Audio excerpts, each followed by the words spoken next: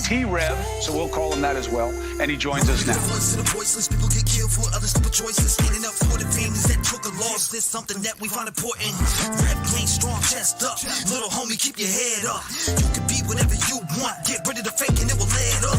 All my life I strive for greatness. I manifested my time with patience. People trying to copy us, but respect is earned. It's not an obligation. I love the fam and they love me back, and that's why I always have the backs. I give a voice to those people who were never given a chance for them slimy cats. When you come here, you ain't a number to me. I really take time to read what I see. Don't forget to lock your doors, cause there's danger all up in these streets. Y'all really put life into the air that I breathe. I really am thankful for all of my peeps. Yo, what is going on, YouTube? It is your boy T-REV. You already know what time it is. We are fit to jump into a spicy conversation. And let me open up my plugins. Hold up. A very spicy conversation. I want to say what's up to everybody before we jump into that spicy conversation, because I know it's going to be all over the place. Last night, by the way, did anybody hear about that call I got last night? If you're in here, I think that was Mark. You called me in and you were telling me about how I forget exactly word for word what it was, but his family members work at WSU, and it was like he didn't want to come off a boom. You know what I mean? I was like, man, give us a boom. We want a boom. But he didn't give us a boom.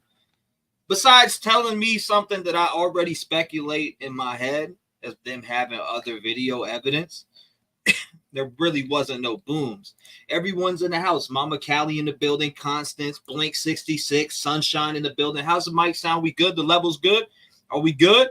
Took the green screen down. You know, we got the T-REV in the background. We're going to have this place decked out.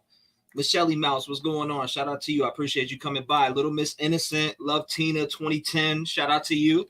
I appreciate you coming by as well. Fluffles in the building. What's going on, Fluffles? Shout out to Fluffles. I am not T-Pain. That's funny as hell. Man, oh man. Hold up. Oh, some sound. There we go. Now we got some sound. Mic check 1 2 1 2. Yeah, we needed a boom. I wanted a boom from Mark last night. Mark Willis, if you're in here, what's up, man? You know what I'm saying? We need the boom, bro. But he didn't want to give it.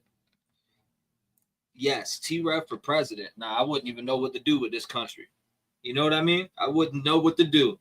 Yep, you're good. What's up, Bullish in Seattle?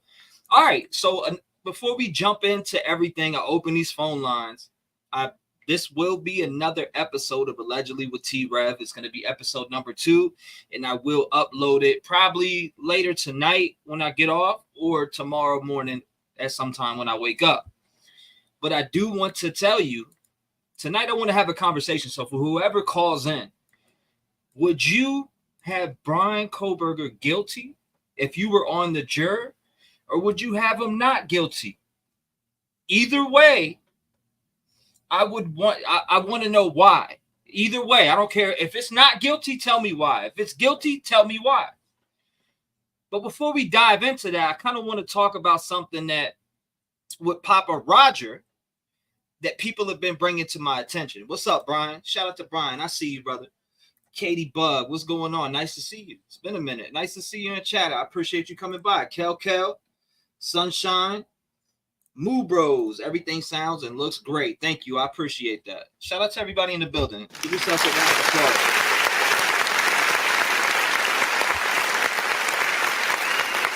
Yeah, it looks fantastic.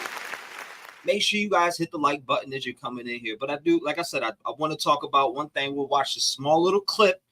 But I do want to talk about this Roger, who is familiar with Elliot Rodger. Thank you, Mucka. I appreciate you. Who is familiar with Elliot Rodger?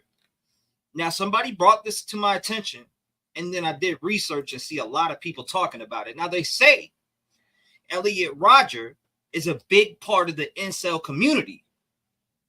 But the thing is if you look, I think it's the search warrant from Washington or from Pennsylvania, where they got underlining page 118. If you go to Elliot Rodger and pull up his manifesto that's on, you can look it up on Google right now, and you read page 118, I don't know. I have no idea. I'm speculating, and just as well as the person who brought it to my attention, Elliot Rodgers, the stuff that this says on this page right here, that I'm gonna pull it up for you right now.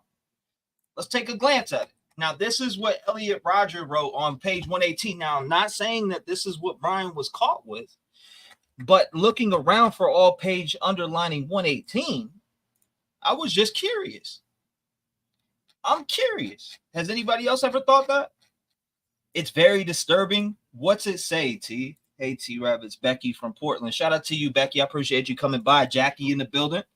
It's very disturbing. Absolutely. It is very disturbing, and we're going to jump into it. Let's take a gander at it real fast before we watch this video. Now, underlining, you see page 118 right here. Let's get it to where you guys can at least see the words pretty good. It says, the website PUA hate is very depressing. It shows just how bleak and cruel the world is due to the evilness of women. I tried to show it to my parents to give them some sort dose of reality as to why I am so miserable. They never understood why I am so miserable. They have always had the delusion that everything is going well for me, especially my father. When I sent the link of PUAhate.com to my parents, none of them even bothered to look at the post on there. So here it's going to get worse. It's going to get worse, and you'll see why people have been bringing this up. It says, after a spring season spent in absolute despair while other young people lived healthy lives of sexual pleasure, summer arrived. Summer is even worse than spring, especially in Santa Barbara. Flocks of hot young girls go out in their shorts and bikinis, further tantalizing my sex-starved body every time I look at them, knowing that they gleefully show off their desirable forms, yet they would never give me a chance to be their boyfriend, only increase my already boiling hatred towards all women. I could not leave my apartment without seeing at least a few of them. The only place I could go where I could be at peace was the lake park in Goleta. I spent a lot of time there trying to establish a sense of peace, of serenity, whenever my loneliness in Isla Vista became too unbearable. As I looked to all of the beautiful trees around me and the towering mountains in the background, I wondered how a world so beautiful can be such a dark and cruel place. Indeed, a beautiful environment is the darkest hell if you have to experience it all alone while all other men get to enjoy the company of women. Now, he said, I had nothing left to live for but revenge. Women must be punished for their crimes of rejecting such a magnificent gentleman as myself. All of those popular boys must be punished for enjoying heavenly lives and having sex with all the girls while I had to suffer in lonely virginity. It was already June, and I had been living in Santa Barbara for 2 years. 2 whole years. I live in a college town full of young, attractive students who partied and had sex all the time, and I didn't get to experience any of it. No one invited me to any parties, and in all the times I went out by myself to Isla Vista, none of the beautiful blonde girls showed me any interest in having sex with me. Not one girl. These are crimes that cannot go unpunished. The more I thought about all these injustices that were dealt to me, the more eager I became for revenge. It's all I had left. I didn't want to die, but I knew that I had to kill myself after I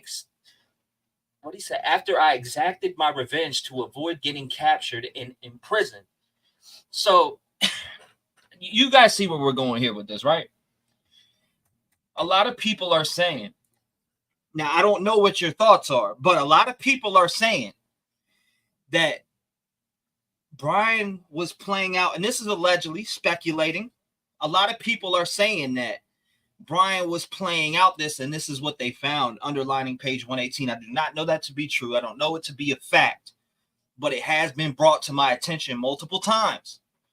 And I thought I would share it with you because it's interesting. It's interesting. He's about, he lives in a college town, this, that, and the third. Now, it doesn't mean that it's true. It doesn't mean that it's true. But what are your thoughts on that? My thoughts is that Elliot Rodgers was a weirdo, and so is Kohberger. What's crazy is page 118, the page 118 of the BTK book and The Handmaid Yell are all fucked up. But I would bet it's Elliot Rodgers too. See, the thing is the reason why I'm going there is because in my mind, Papa Roger, and then it does it have any correlation with Elliot Rodger? That's just my take on it, and I could be way off. Somebody brought it to my attention, and like I said, I seen it talked about multiple different threads on Reddit, and I haven't seen it on YouTube, so I thought that I would talk to you guys about it and see what you thought. Now, it could mean nothing. It could absolutely mean nothing, and him not being, he never even took a look at this, and maybe this wasn't found in his possession, but it does say on the warrant, underlining 118, and I think it is just fascinating to know what this underlining 118 is.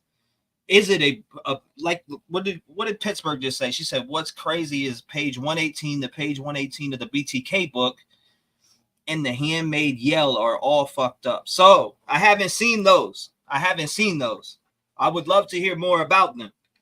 That's a fact. All right, so now let's jump into this part, and then I'm gonna open up the phone lines. But in 5 minutes and 30 seconds, after we finish this video real quick, I want to hear from whoever wants to call in, and I'm going to tally up all the votes. Would you have Bryan guilty or not guilty based off today? Right now. That's what I want to know. It's very interesting, says Brooke. Cheyenne says it is very interesting and spooky.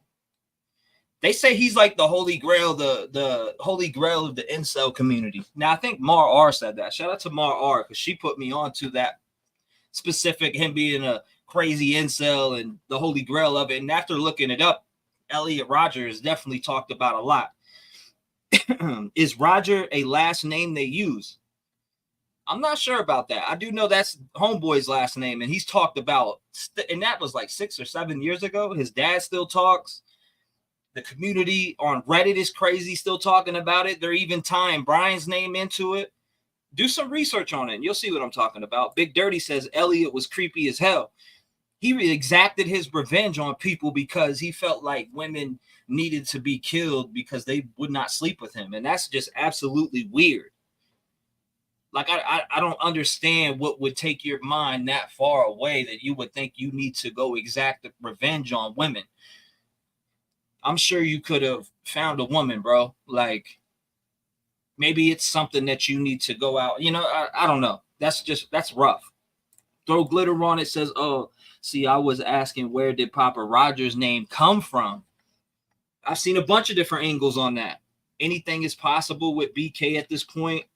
I watched Elliot Rodgers' video, creepy, mad crazy. It's like a 6-7 minute video. And he's sitting in the car and he says the shit that he says is insane.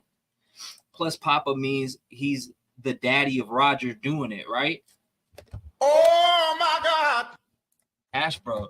We can point law enforcement in the right direction with this technique. Because they're talking about the planted evidence, Bryan Kohberger's potential defense revealed, which I think they're going to aim for that. I think they're going to talk about planted evidence and, horrible police work.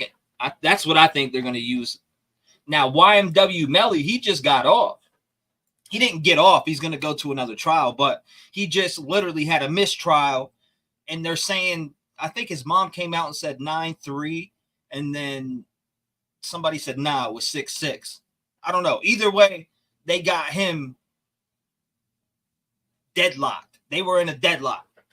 So it's interesting to see. I mean, but YNW Melly's DNA, he was in this vehicle, right? This is a whole different case. You got BK's DNA at the scene on a knife sheath with phone pings and a bunch of different stuff adding up, and it's a whole different case. But still, I mean, anything can happen. Like I said, I've been saying it all along, even with Casey Anthony. Like, look how she got, in my opinion, she got off murder, allegedly. That's how I feel. But they still have to perform their full investigation. Genetic genealogy and how it was used in the Idaho 4 murder investigation is becoming a major issue in the case against Bryan Kohberger. And now, court documents reveal Kohberger's defense may claim DNA on a knife sheath was planted. Thanks for joining us here on Law and Crime. I'm Anjanette Levy. We reported a few weeks ago that prosecutors asked the court to issue a protective order on the genetic genealogy information developed by the FBI using a DNA profile obtained from the snap of the knife sheath found on Maddie Mogen's bed. Kohberger faces the possibility of the death penalty if convicted of the murders of Mogen, Kaylee Gonsalves, Xana Kernodle, and Ethan Chapin last November. The defense wants to show how the FBI used DNA to create family trees that led them to Kohberger and his father. It's clear from reading court documents and from covering the case that law enforcement had very little to go on until genetic genealogy came into play. Kohberger's defense attorneys wrote in their objection that they want to see how many other potential suspects were overlooked. And they even suggested that Kohberger's DNA... I'm sorry, but I'm being a realist here, right? Say for some reason, and this is me, the realist inside of me, if there is unknown DNA profiles. Now, this is just me. Like I said, I'm being realistic. I'm keeping my mind open. If there is really 2 DNA profiles at the scene, for me to convict him, as of right now, and I'm going based off of everything that I've seen, all the documents the defense put out, the documents that have been put out by the prosecution, I'm going based off that. And the thing that catches my eye the most that would have me fucked up, which would make me say, hey, I need to see a lot more, because obviously you guys are holding some things back. But if there is 2 unknown DNA profiles there, I'm not convicting Bryan Kohberger today. And I'm just being totally honest. If I'm on the jury and I'm saying, and I'm seeing everything that I'm seeing right now, we got his DNA at the scene. It's big to me. His phone pings. It's big to me. But we got 2 unknown DNA male profiles. I need to somehow figure out who these profiles are to see if there's any connection, right? And this is just me with an open mind. If I was on the jury and being open and not, you know what I mean? Because I think that BK did this, right? I think he played a part, or he fully did this himself. But we can't just leave 2 DNA profiles out there that aren't, found, right? We just can't do that. We can't leave 2 DNA profiles out there that are unknown. Agree or disagree. And I respectfully say that, because I think about that shit. I think about it all the time. When you think about 2 DNA profiles being left out there, we need to know who these DNA profiles are. Now, it's obvious to me that Brian's a player in this, but if there's 2 unknown profiles, we need to know who they are. It's crazy how reasonable doing. It's crazy how reasonable doing. I agree. Chris says 100 Rev. I know it. Thank you, Sonya Rivers. Thank God. Where have you been? I'm here. I'm always here. I always think. I'm always diving in the brain. Marin Sweet says, glad to be here with everyone tonight. Yes, I totally agree with you, Trev. And thank you, Sonya. I appreciate you. Cheyenne says, I would want to know where these profiles were found in the house. Yeah, that's what I'm saying. That means a lot. Because if these profiles are by a body, or it just wasn't explained well. That's all. So it's obvious that we need more. We need to see more. Those got to be explained. They got to be explained. Based off what we have now, I have to say, NG, there just isn't enough to say he did it beyond reasonable doubt. I have way too many questions. Lynn says, oh my God. Oh my God. That's a fact. I agree. So is BK a ninja?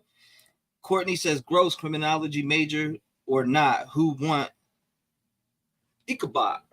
I'm dead. Elser says agree. Star Sorcerer says agree. Law enforcement should be looking at these 2 profiles. Kathy Chapin says this is what the defense does, throwing out red herrings. Absolutely. Which, as somebody that has to be fair-minded, and we want the right person, 100%. And like I said, I think BK is the right person, but we have to know what these other two profiles are. Now, if the defense was bullshitting on those two profiles, then we need to know about that. But if there was really two, if they just mentioned two profiles and said they're still unnamed, and that's not the truth, we need to know about that. But hey, it was like they doubled down and put the death penalty out that Monday. But still, it was never really explained, those two unknown profiles, which I'm still weirded out about. Doc Terry says, agree. Danny says, a lot of students refuse to give oral swabs when approached afterwards. Barry Journal says, justice system is broken. It should be up to the judge only. Fuck the jury. Hold up. Damn! That's fair. Yeah, we got to keep it fair. Everyone has to be accounted for. That's a fact.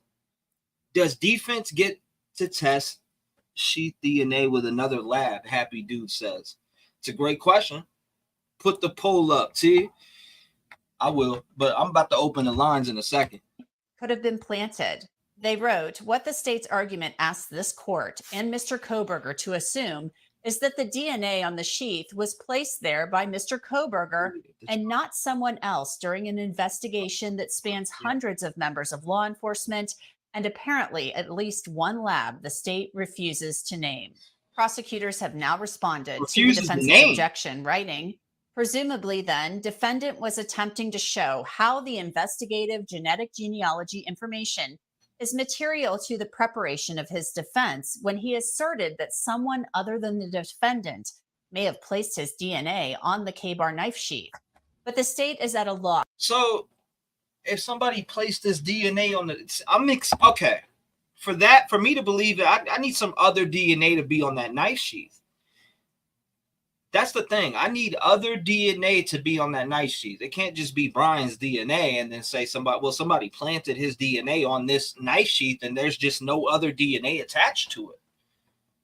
Just none. There's no other DNA attached to it, just Bryan Kohberger's. I'm not buying that.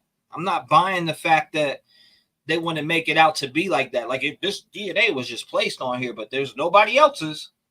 I'm not buying that, especially with your vehicle going through Washington State University 5 different times, 5 different cameras, and then you got all this other camera footage, Linda Lane and all this different camera footage that hasn't even been talked about or released yet.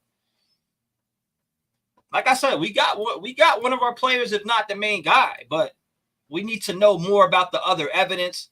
We need thorough investigations to be done.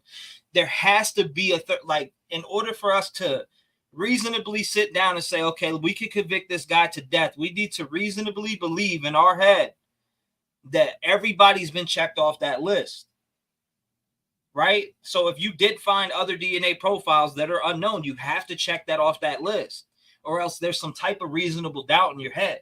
There's some type of doubt there, right? And that's just our justice system. Agree. Also depends where the unknown DNA was. Yes, absolutely. That's 100% a fact. Unravel, agree 100%, but don't you think they have? I'm positive they have too. If not, then I'm going to have problems. Now, Crystal, maybe I think it is Crystal. Crystal Wilson says, I also agree that other people are involved. And a lot of people do. A lot of people think other people are involved. Marissa says, BK could have planted DNA. Mucka says, I wonder whose DNA it is. Excuse me. Oh what the fuck did you just say? I'm just joking with you. They killed Brent K. Check his DNA against the scene to see if one of the unknowns, and you said, and they checked law enforcement DNA. Just saying. So you're saying they should check Brent K. So you're saying they should check Brent Kohberger's DNA and law enforcement's DNA? Is that what I'm reading? Courtney says, but they weren't on the sheath.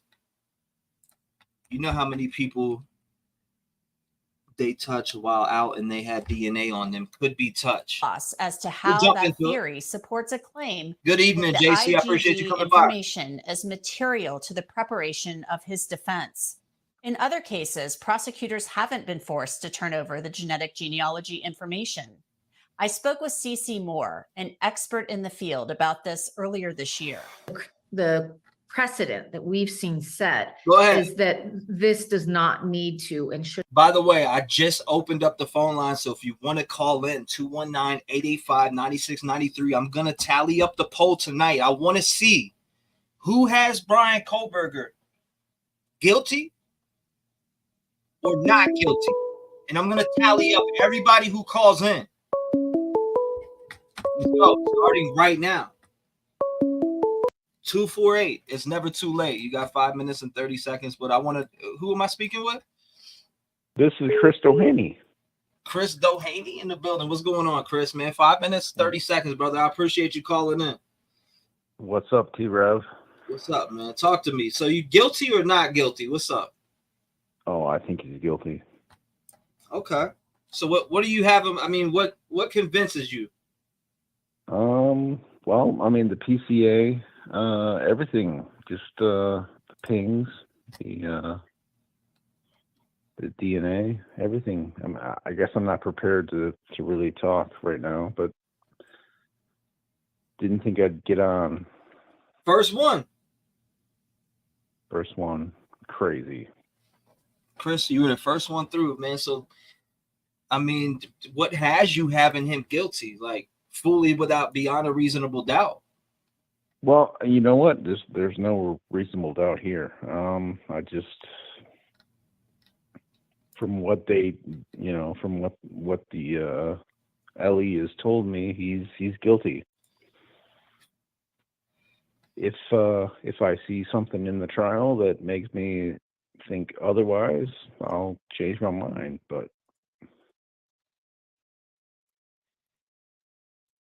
well, what about the alleged 2 unknown DNA profiles that we were just talking about? Nah, I don't think that's anything. Wouldn't you? Anyone? But wouldn't you in your head want to know where those profiles came from, or where they were? Oh, I think Ellie knows who that is. Okay. Who those were. And they probably passed them off as someone who was there at some point.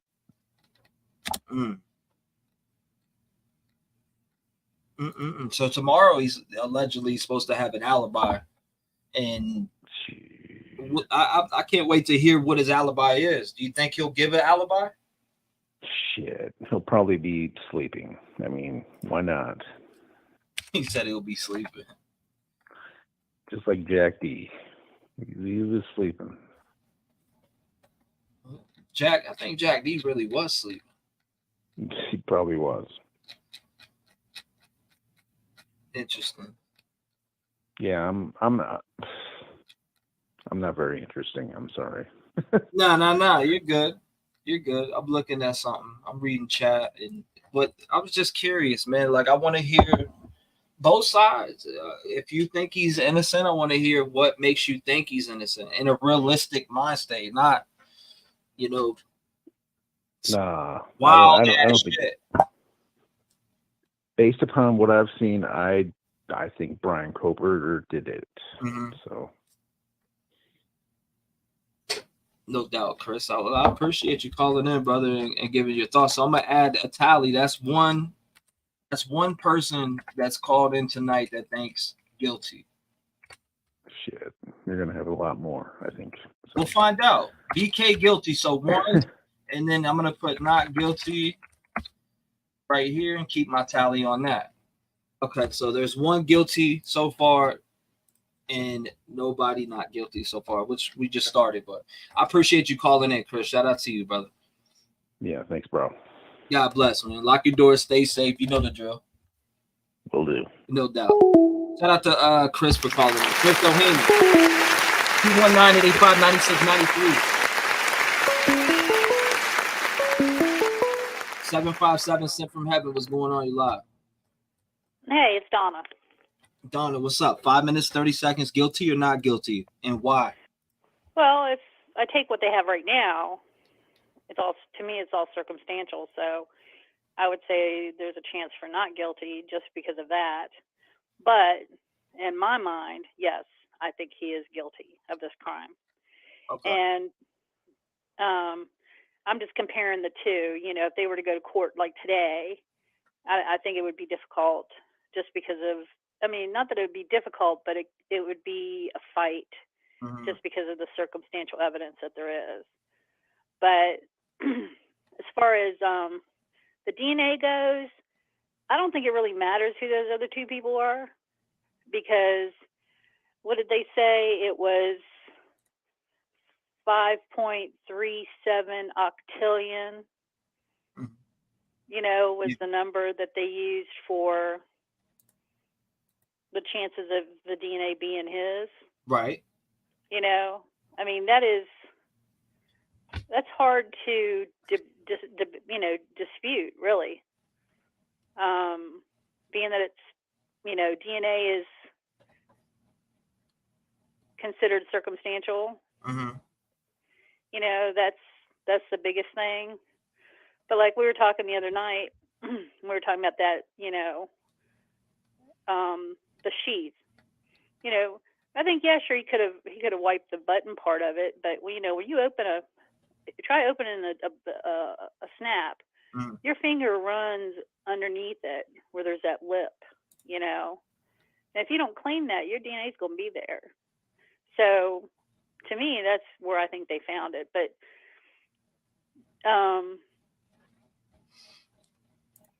don't know. I mean, I'm not saying that I think he's innocent, because I don't. I'm just talking about at this very moment, I think there would be issues. But all in all, do I think he did this? Yes, I do. I definitely do. And tomorrow, you said he's supposed to have an alibi for tomorrow? Yes. Is that what's going on tomorrow? Yes. So today is Alibi Eve. Alibi Eve. Yeah. Well, it's already 12:14, so it's actually Alibi Day. But, yeah, I mean, it's 11:15 here, so it's still I know. Here. I'm East Coast time. So, but is that going to be televised? You know? I don't know, but we'll definitely be tuned in. Yeah, I just think, you know, that, you know what I'm saying. You know, if you look at it for what it is at this moment, that's where I would be more concerned. Now, going to that Rodgers kid, I want to touch base on that for a second. Elliot Rodgers, you know, I can kind of see where you're going with that, honestly. You know, I could see somebody that is like him look at his manifesto and think, you know, this is my Bible. This is, you know, this is how I feel. And he, you know, follow his, you know, teachings or whatever, on how to handle, you know, women. Because if you look at the videos of Elliot, I mean, he had that big grandiose mentality that he was just God's gift, and he couldn't understand how dare women not find him attractive? How dare they not want to have sex with him? You know, the rejection, that is a big part of that problem, you know. And I could see, you know, I'm curious. I'm gonna kind of go through that manifesto myself. It's very wild. Just, you know, I've read parts of it when all that went down, you know, but I'd like to sit and read the whole thing and just kind of see what kind of mentality these men had. So again, though, Donna, guilty or not guilty, Bryan Kohberger, right now, you have the decisions coming down. You're the last person you're the deciding factor right now. Guilty today? Or not? Today, right now. Not guilty. Okay, there's one not guilty. So 1-1. I just wanted to ask you that in the last 30 seconds. Well, that's what I was saying. If it was today, I would say not guilty. I'm just making and sure. That wouldn't be because of the evidence. That would just be because of the lack of evidence. That's a fact. There's a lot of fake-ass detectives out there, Gail. So, but that's just, you know, Take it for what it's worth. Well, Donna, I appreciate you calling in and being a part of the second Allegedly with T-REV podcast that will be on all platforms. I appreciate you calling in, giving your opinion, your thoughts. And tomorrow we will see. Will Bryan Kohberger have an alibi? I don't think so, but we'll find out. I appreciate you, Donna. All right, Trev. Take God, care. yeah, take care. God bless you. Lock your doors. You know the drill. I do. All right. Take care. Love you. Shout out to Donna. I appreciate it. 219-885-9693. If you want to be a part of the Allegedly guilty, not guilty as of right now.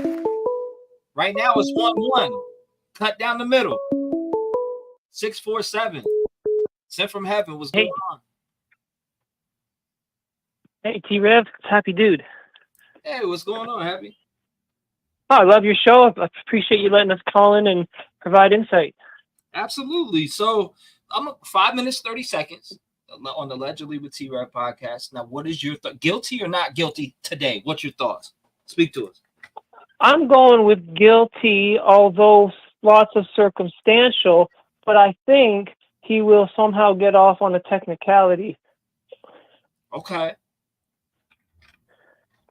I feel like he might be still standing silent with his alibi if he's going to use up that 37-day to potentially challenge. If he got time to challenge the indictment, he still might refuse alibi by standing silent, you know? For sure. I get what you're saying. Now, what kind of technicality are you guessing or thinking, speculating, should I say? Well, I think the defense is just being so particular, going one step at a time. They're still at the beginning of challenging the arrest affidavit and indictment. Mm-hmm. With one thing I've wondered is, they might have had permission to get Michael Kohberger's DNA out of the trash because it was, public at garbage, but did they have his permission to put it into the database? That might be an issue, but some say that whole portion might not even be a factor. But I feel like it did lead to the arrest. Do you feel like it did lead to the arrest? Okay. Now, what are your thoughts on the alleged 2 unknown DNA profiles? I think it's a huge advantage if it is even potentially found next to or near the areas of the victims. Mm-hmm. I wonder if maybe at this time they've now identified them because there's a gag order we might not know. But I feel like there's probably a lot more. I mean, there should have been a lot of DNA in that house with the party scene. That's what I'm saying. I mean, they partied there all the time. We know that they would drink or do whatever they do there, and it's college kids, so they're definitely going to have company. So there's going to be a DNA cesspool in the house. It comes down to, in my opinion, the evidence near the crime scene.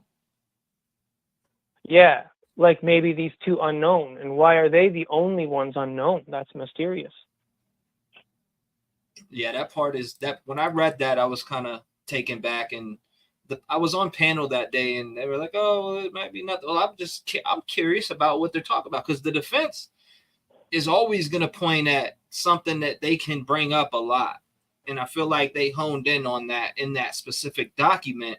And if that is the case, I think it will cause problems during the trial. They're going to grab hold of anything they can, I think. That's the whole name of the game for them. One thing that I think they should try to grab hold of if they were going to is if there was allegedly 22,000 white Elantras they found, then do they have to show that they, in fact, cleared everybody else? If they didn't interview all 22,000, is that leading to reasonable doubt? They said there's 22,000. That's before they changed it now to the 2015 and 16 year model as well. Yeah, Maybe I don't know. What were your thoughts on when it came out Should that not be presented. the Elantra wasn't the exact year? They weren't exactly on point with that. What was your thoughts with that? Well, this expert, something about 30 years or something, and so many on this FBI team. I'd want to know what were the factors that specifically made them think it was just 2011 to 13, for example?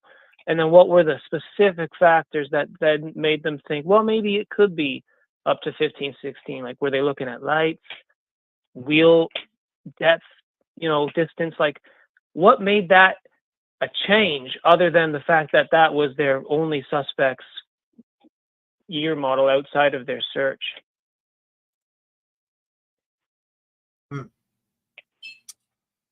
Sit back and I think about the pangs and this touch DNA at the scene on this knife sheath, and it's just his so far that we know about. There was no other profiles of DNA found on the sheath, just his. So, well, what if that sheath transferred hands 2-3 times?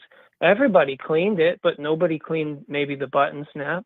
Maybe Bryan was the first owner, and he was the only one that touched the button snap. Anyone that's going to use it's wearing gloves. Just happened. I mean, the sheath DNA puts him on the sheath, but not necessarily in the scene. I mean, is that reasonable doubt if he sold it? Yeah, but the problem I have is the vehicle. His type vehicle being in that area. His type vehicle too. That's just that's the part that comes back and fights the part that you just brought up for me, is that the vehicle. Yeah, that might be the reason people think there could be more people involved, or he was a driver, or I don't think he was the DoorDash driver. Yeah, right? No doubt. Well, I appreciate you calling in. You said this was Happy, right? Happy dude. Yeah, thank you so much, T-REV. I'll be watching. Happy dude, I appreciate you, brother. Thank you for calling and having a voice in the community and being a part of the Allegedly with T-REV podcast that will be on all platforms. The first one is up. This one will be the second one. Thank you for being a part of that. So before I let you off, guilty, not guilty? I'll say guilty.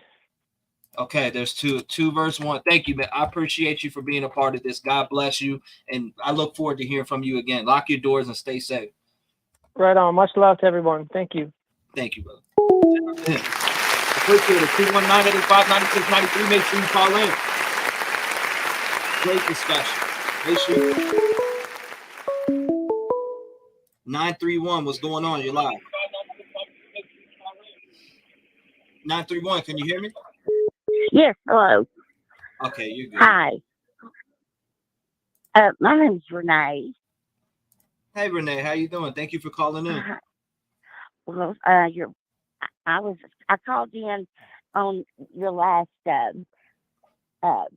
live too. I guess it was the last one, but I was here going nuts.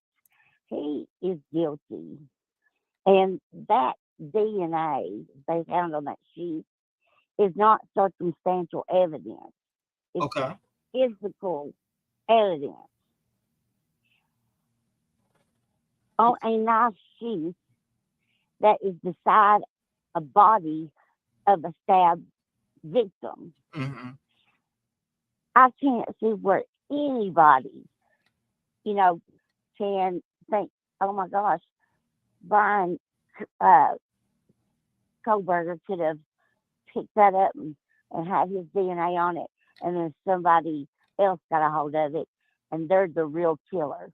Listen, it doesn't take a rocket scientist, and I know this might sound horrible, but I just, I just don't believe in taking all the mental, I guess, backflips or just going nuts over conspiracy theories. Mm-hmm. But we don't know everything either. Yeah, that's fair. We definitely don't know everything, but based off of everything that you know today, guilty or not guilty? Oh, he's guilty. And what has convinced you of that? Like, what really has convinced you that this man is guilty? We got the guy. Source of the DNA that is on the sheath that's laying next to a victim that has been stabbed. Fair enough. And and that he owns a white Elantra. And I go with, they haven't really changed that body of that Elantra. They kind of, they all kind of look similar, because the body hasn't been changed that much. So, I think when the puzzle pieces started falling in place, they had their guy. They just had to get more evidence, and I'm sure that there is more evidence. We've only heard from the defense. We haven't heard everything. Right. Yeah, and I feel the same way too. We haven't heard everything. And as I mentioned before on the, before I open the lines, is that the thing for me to be able to get over thoughts in my mind going crazy, I need to know the two unknown DNA profiles. Yeah. I think we got a player in the case. If anything, two unknown profiles, the way that they made it out to be in that document makes me think, okay, well, two other people. Is it that? I mean, that's where it took my mind. So, yeah, I can understand that too. But when I first seen that this house was, a party house that people were in and out of it, I thought, good Lord Almighty, there's DNA everywhere. How are they going to know what to swab in that house? Sorry. it's okay. It sounds like you're dialing. Yeah, I hit the button. It's okay. It's okay. It happens. But I think one of them, of the DNA profiles, was that not found on a glove that was outside? And it was a Now blue going back glove, to, I'm trying to remember now because that's a good point. Was it found on a glove? I thought that where was this profile? I'm trying to remember now. There's so many damn documents and I go through them all the time. Yeah, because I think I've read it or I heard it. Oh, I read it. I read it for sure. I just you read it. If it was on a glove. It was on a glove that was found outside, but everybody at that crime scene that day had on blue gloves. I guess they could test all the people that were there that was, walking around the house doing this and that, because somebody might have taken off a glove, didn't mean for it to be thrown on the ground. Maybe they thought they put it in their pocket and it fell. So they need to test those guys first, I think. Anyone that was working the case, to see if that's any of their DNA. So that takes one off the list. Right. And then the other one, maybe they could go through a genetic profile. Maybe that's what they're doing now. We just don't know the results. Maybe they can track it down that way. I mean, they got lucky with Kohberger to get his father's DNA. They thought, they didn't know what the DNA was going to be. But, it ended up being, he was, his son. And then when they arrested him and got the swab from him, that even further proved it, I think. You said your name was Renee, right? Renee, and I'd show up in your chat as RENA. That's how I spell my name. And then it's Nay 8. Renee, I appreciate you calling in. And you said that you voted guilty, so that would make 3 versus 1 not. And I'm just taking a poll tonight from everybody who calls in. I want to see, what people's thoughts are. And this is going to be on Spotify as well. Thank you for being a part of the Allegedly with T-REV podcast. God bless you, man. Lock your doors. And I look forward to hearing from you again. Well, thank you. And I hope I didn't offend anybody. No. You didn't offend them. Okay. Thank you. God bless you. Bye. Lock your doors. Thank you. Shout out to the note. 319-885-9693. Keep it rolling. 3 guilty, 1 not. 916, you're in the mix. What's going on? Well, that was no easy feat getting in. You got right on in, and Fluffles, you are in there. 5 minutes or 30 seconds. Guilty or not guilty, and why? Okay, yeah. So, in my opinion, he's guilty. But you asked, if I was a juror. One of the things I wanted to say is that I did look up, I looked up Elliot Rodgers. I live in California. Elliot Rodgers was in Santa Barbara, but he was like on an outskirts in a town near Santa Barbara. And I was totally privy of that. And I was around for that. Elliot Rodgers' father, I'm not sure if everybody knows this. His name is Peter Anthony Rodgers. And he was a second director of the Hunger Games. He That's was crazy. I didn't know that. Right. And he did he's known for a documentary he did in 2009 called Oh My God. But yeah, he is the second director of the Hunger Games. And I wanted to mention that. The second thing is I felt like I felt like I was the first person to say it in Discord, but when you dropped that in Discord, I was right away. I was like, well, let's think about this. Where did Papa Roger, which I believe that's BK, let's just call him BCK. I believe that's, exactly what it is. Papa Roger. So Elliot Roger was a kid. I mean, he was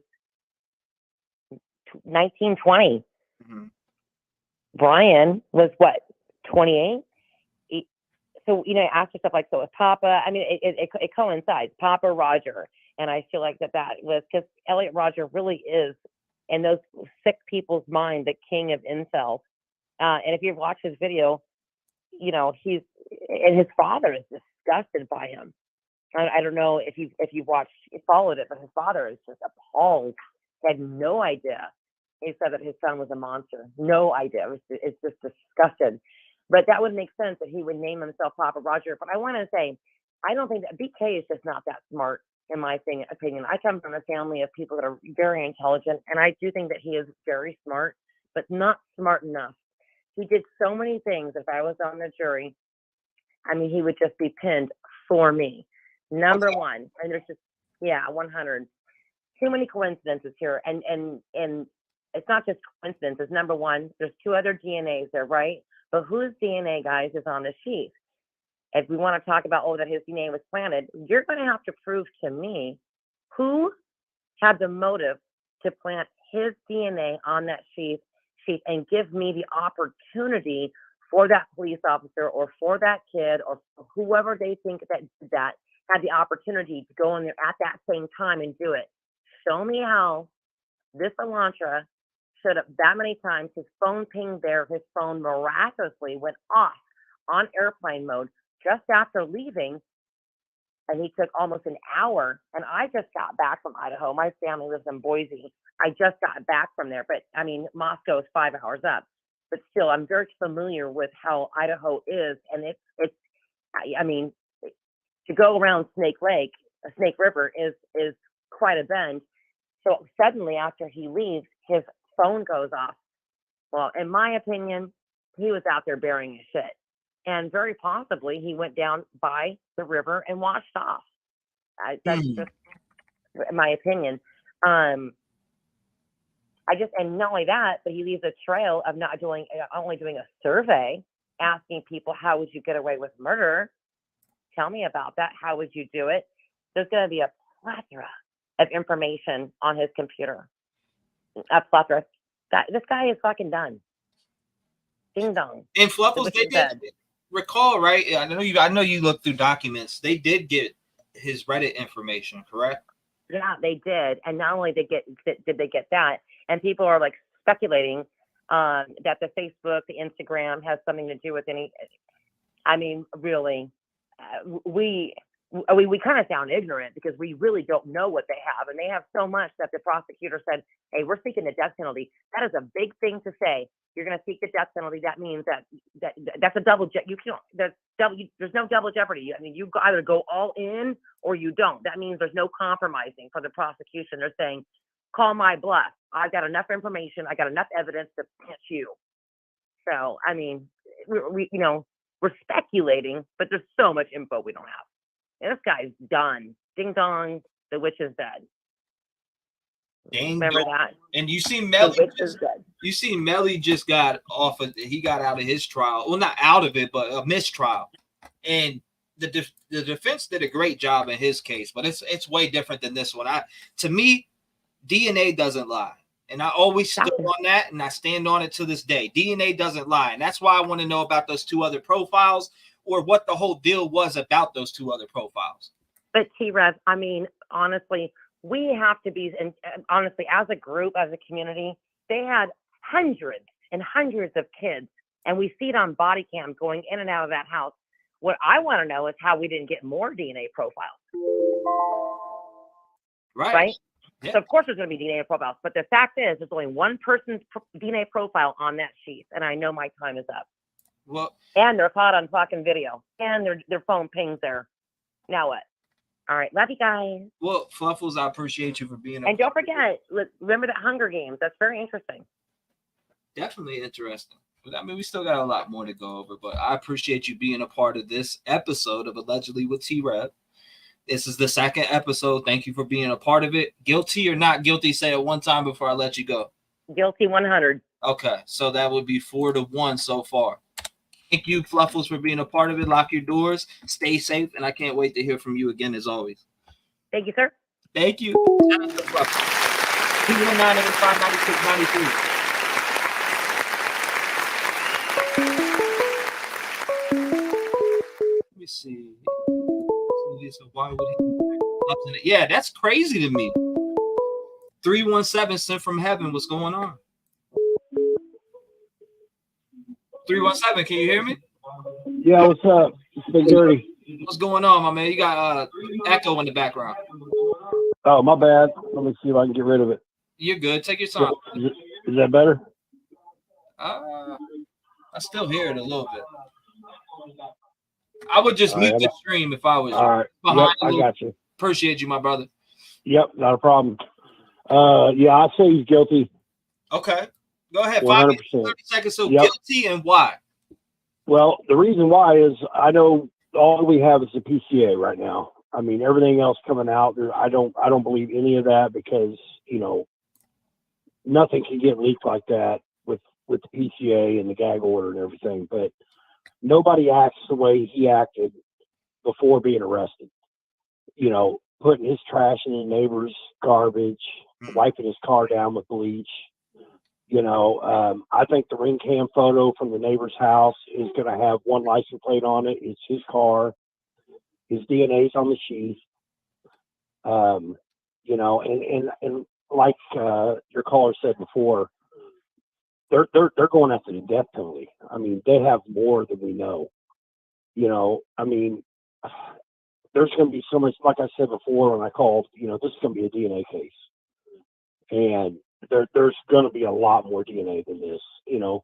And the unknown DNA, I mean, like you said, man, there's been so many people in and out of that house. It could have just been somebody that's not in the database, man. They didn't test them. So, I mean, but they were able to corroborate or at least collect DNA from the person in that white truck. Right. Yeah. But, you know, everybody that's been in that house, I just don't see them testing everybody that's been in the house. Mm-hmm. You know, because friend of friends come, you know what I mean? You've been to parties and brought friends and may not know anybody in the house. You know, and I'm sorry, but his DNA's on there. He was sketchy before he got caught, you know, and I think he knew once they released the fact they were looking for his car because there was information that those people would have. Right. That's when he started acting sketchy. He started cleaning his car with bleach. I'm sorry, man, but I vacuum and I use Armor All. I don't know anybody that uses bleach. And then you wear gloves to the grocery store. I think paranoia set in, man. I think he got paranoid and started trying to do everything he could to cover his tracks. And, you know, to me, that just says I'm guilty. I mean, why would anybody act like that? Yeah, I mean, I've always brought that. You know what I mean? I mean, it's just, you know, if he was innocent, he wouldn't be doing those things.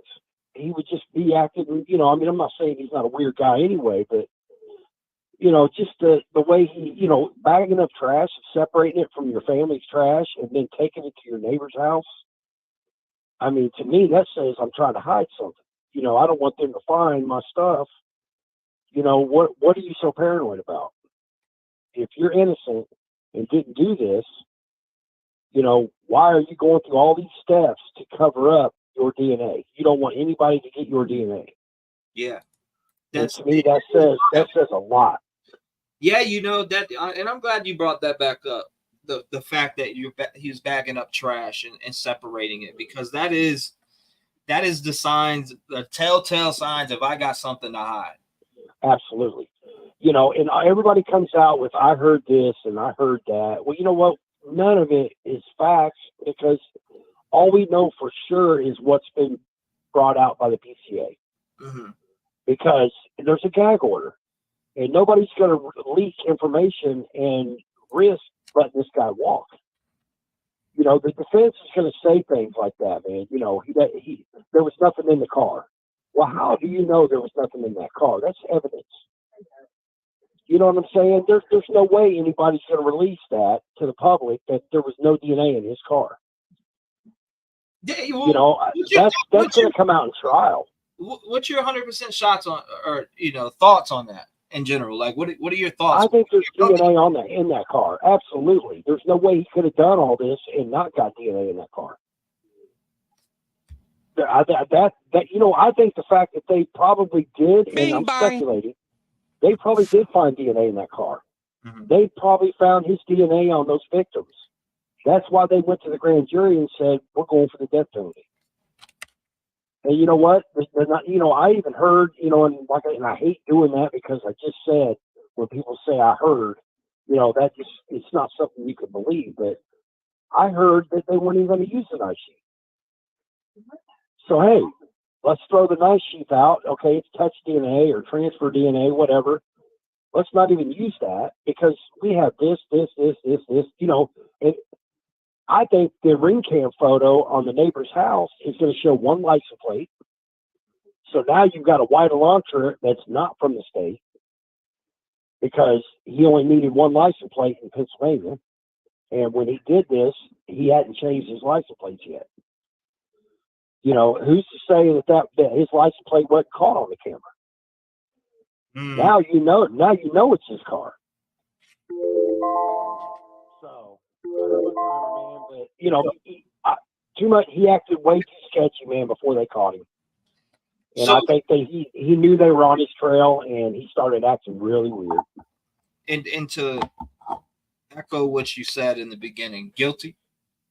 Guilty, 100%. Okay, that's 5-1 so far. I'm just taking a tally. I don't know who's calling in. I don't tell who to call in. I'm just listening to everybody as they call in. I thought this would be a good live to talk about the case, to see where everybody's at. Do you have them guilty, or do you have them not guilty? And man, I appreciate you being a part of the Allegedly with T-REV podcast.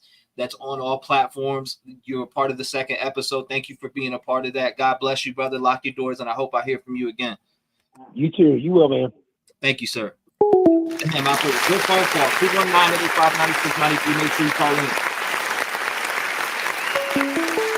To hell with him.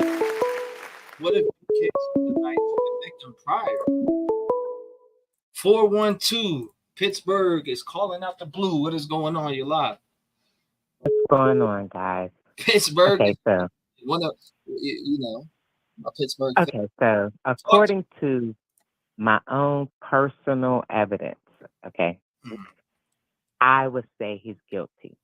But it's because I'm pretty much like, you know, when I'm empathy, look at the light and the spirit of it all, then of course I'm going to say he's guilty.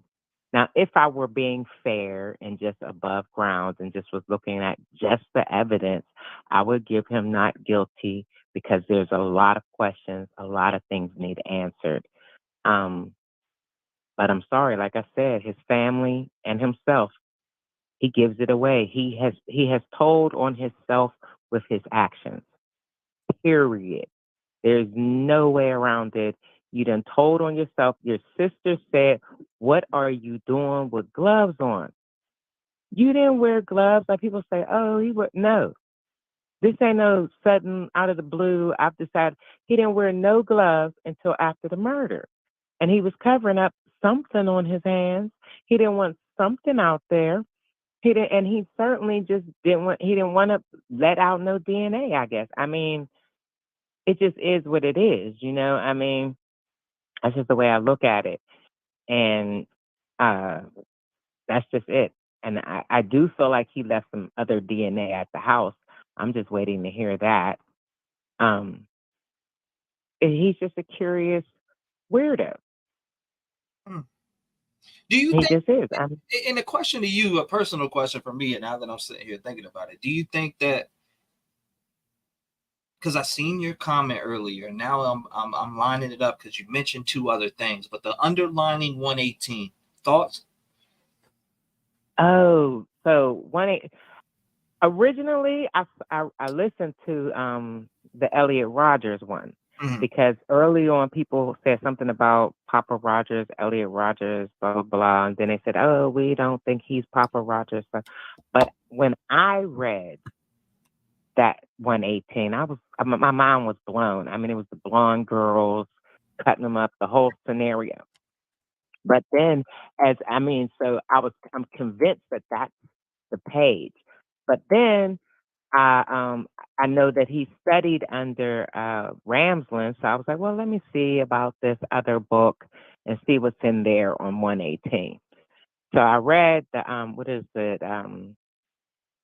Confessions of a Serial Killer. So I read the 118, and I was like, oh my God, like he is speaking of what's it? It's just weird. It's just really weird what he was saying on that page at that time. And then I'm like, but then I read or I heard, and I'm getting ready to read the rest of it because the lady wouldn't like get into full description of Handmaid's Tale.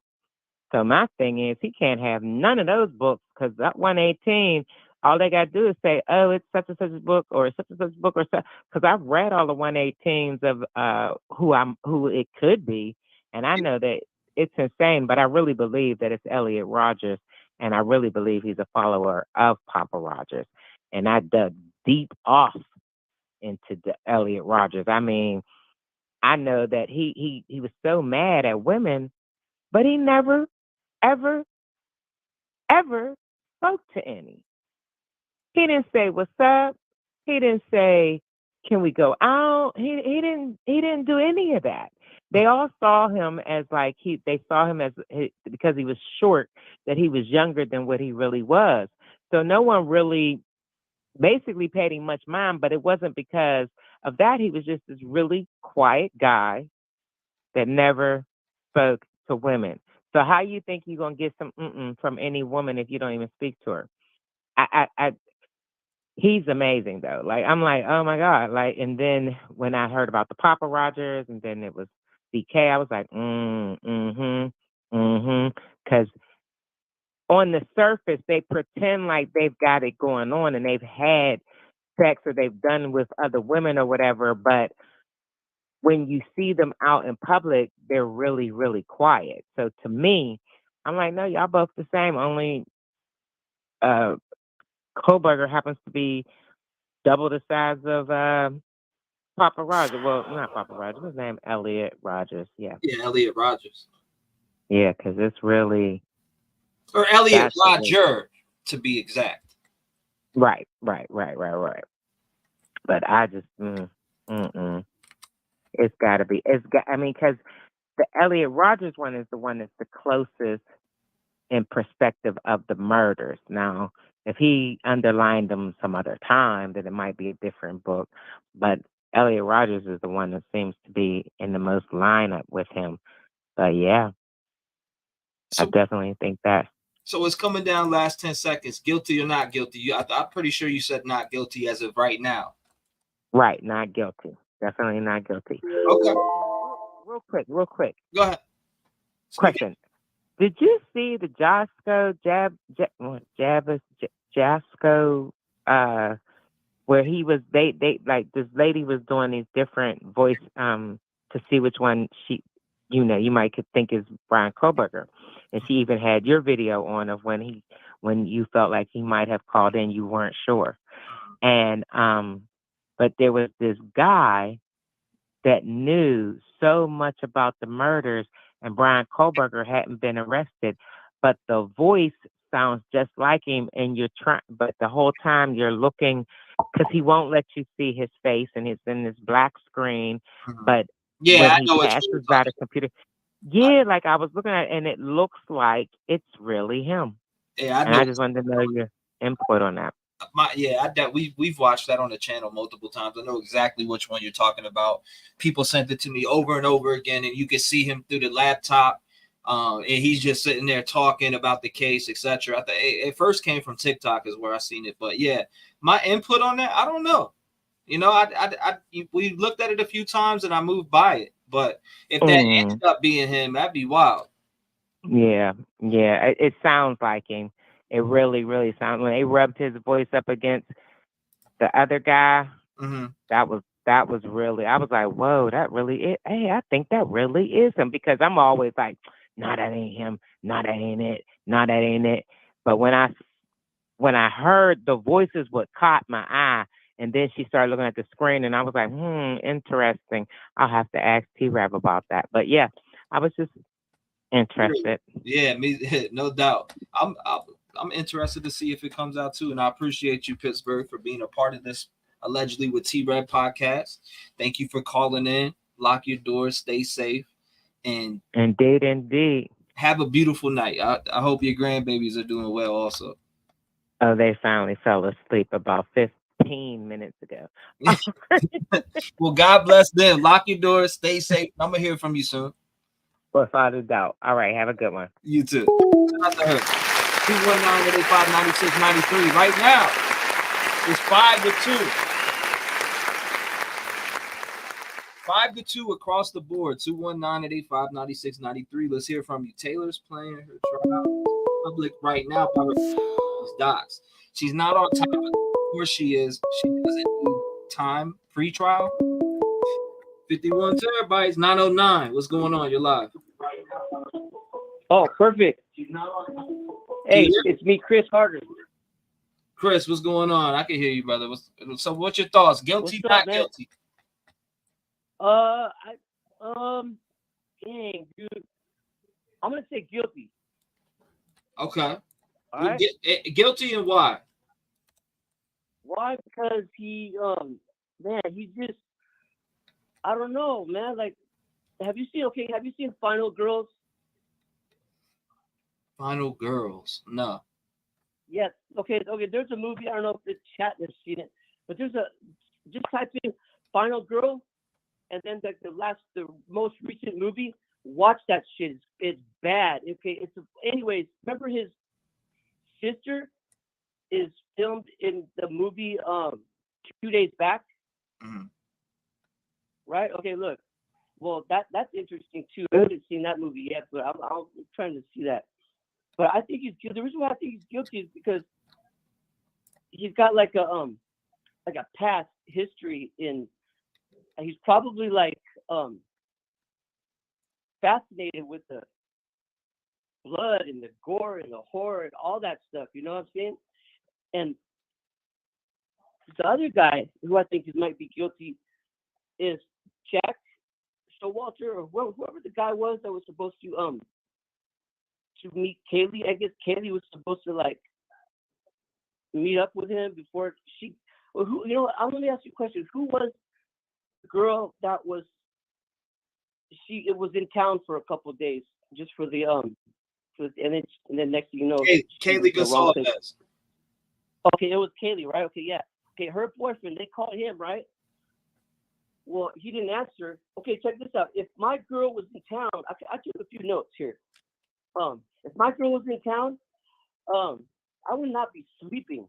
I'd be trying to smash, right?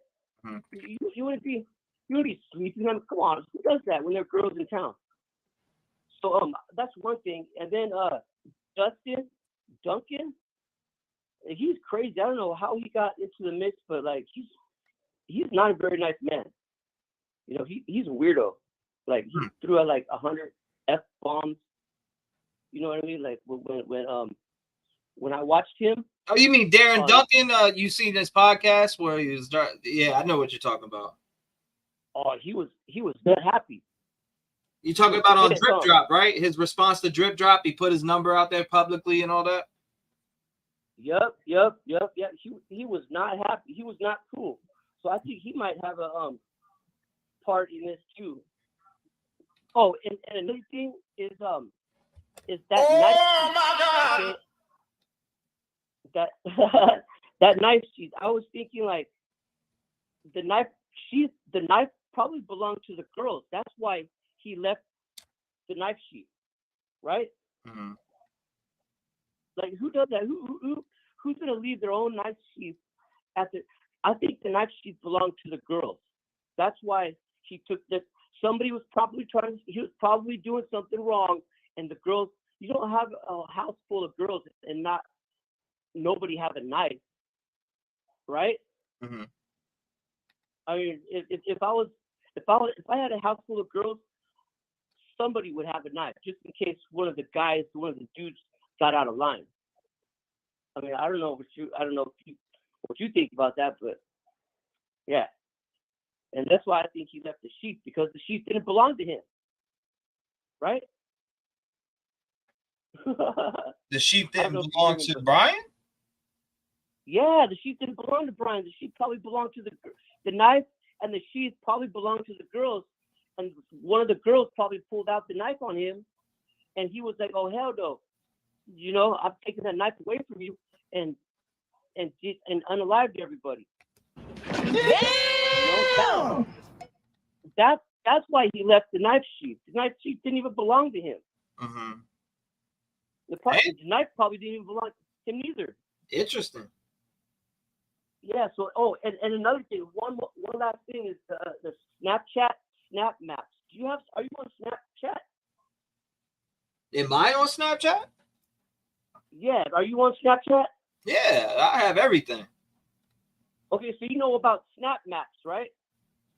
I'm not big into Snapchat, so no, I don't know about snap maps. Absolutely not. Or else I'd tell you. I definitely don't know about it like that.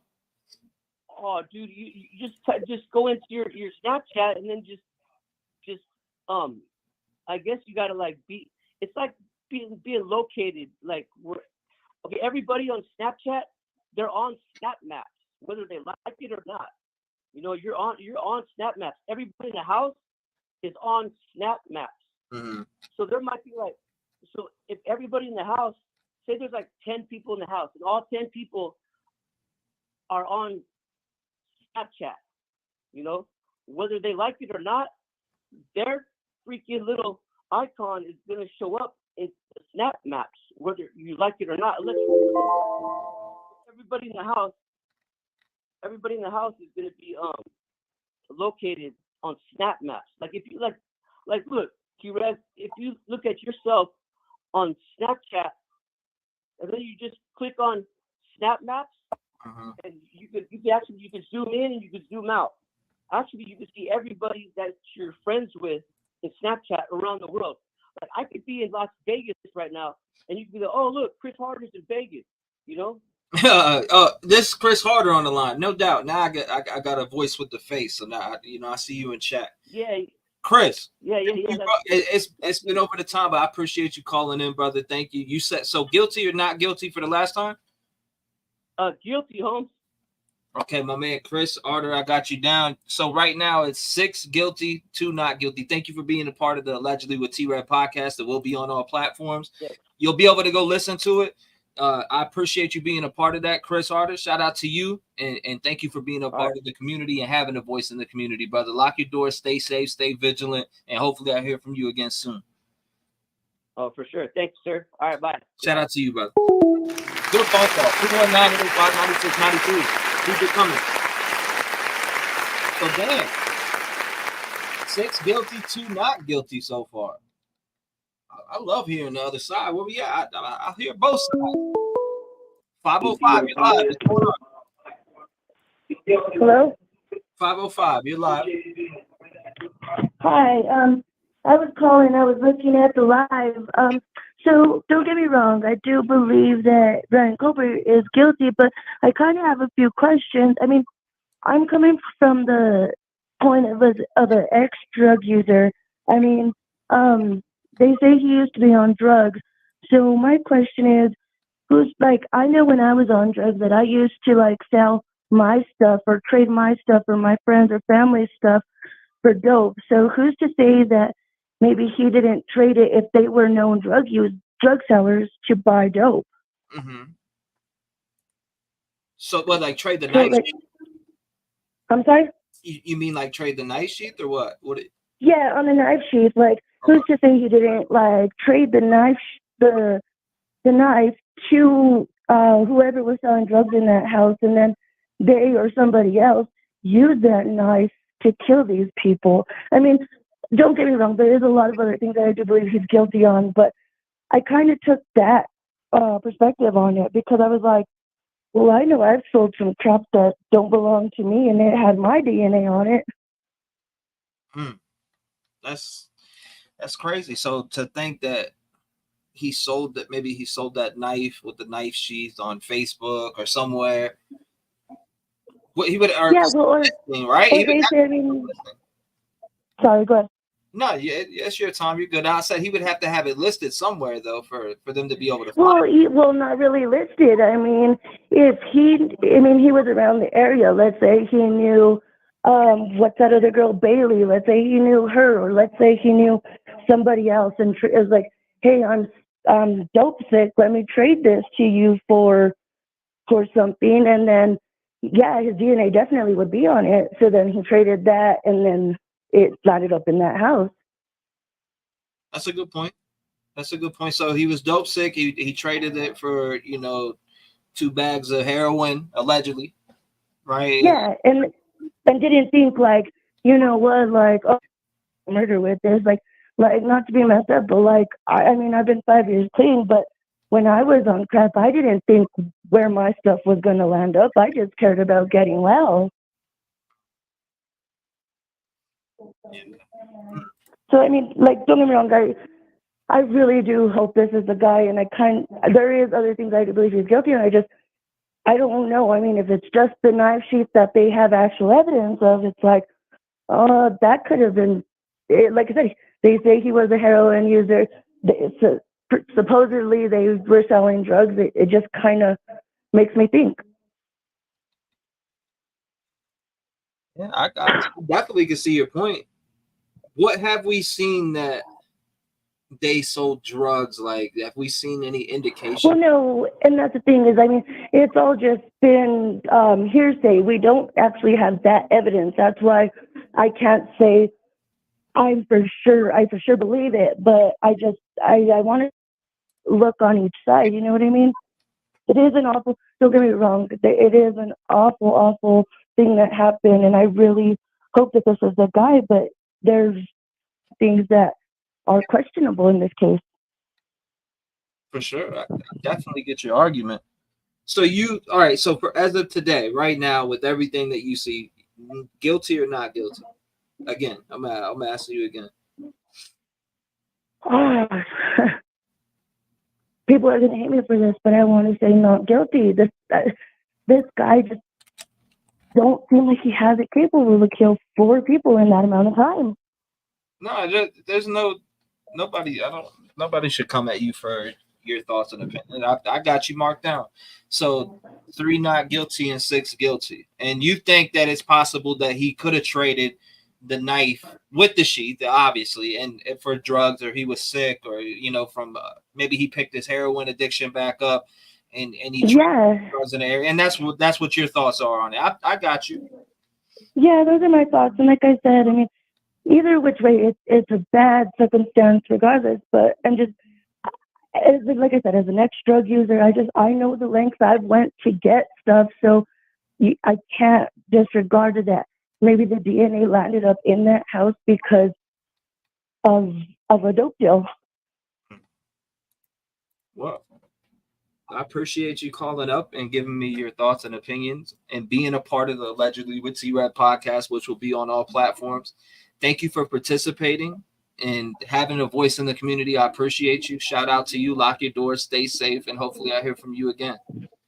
Thank you. Appreciate you. You have a good one. No doubt. Thank you so much. Shout out to her. 219-885-9692. I appreciate it. Call in. Thoughts and opinions.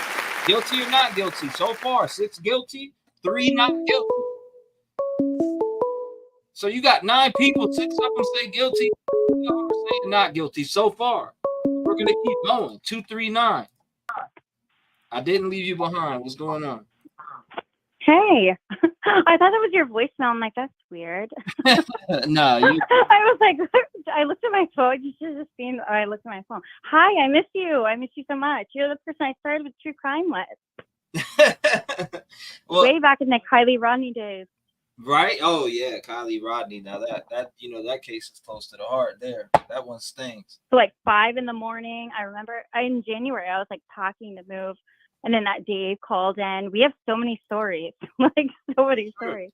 For sure. No, now, what is your guilty, not guilty? 5 minutes, 30 seconds. The floor is yours. Run it. What guilty or not guilty? Why? I'm undecided. Okay.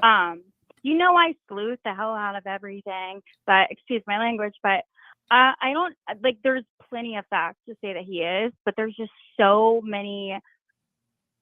Yeah, I think that he definitely, yeah, I don't know. I'm indifferent. I can't say definitely. I can't, because I know too many other things that that I need answers about.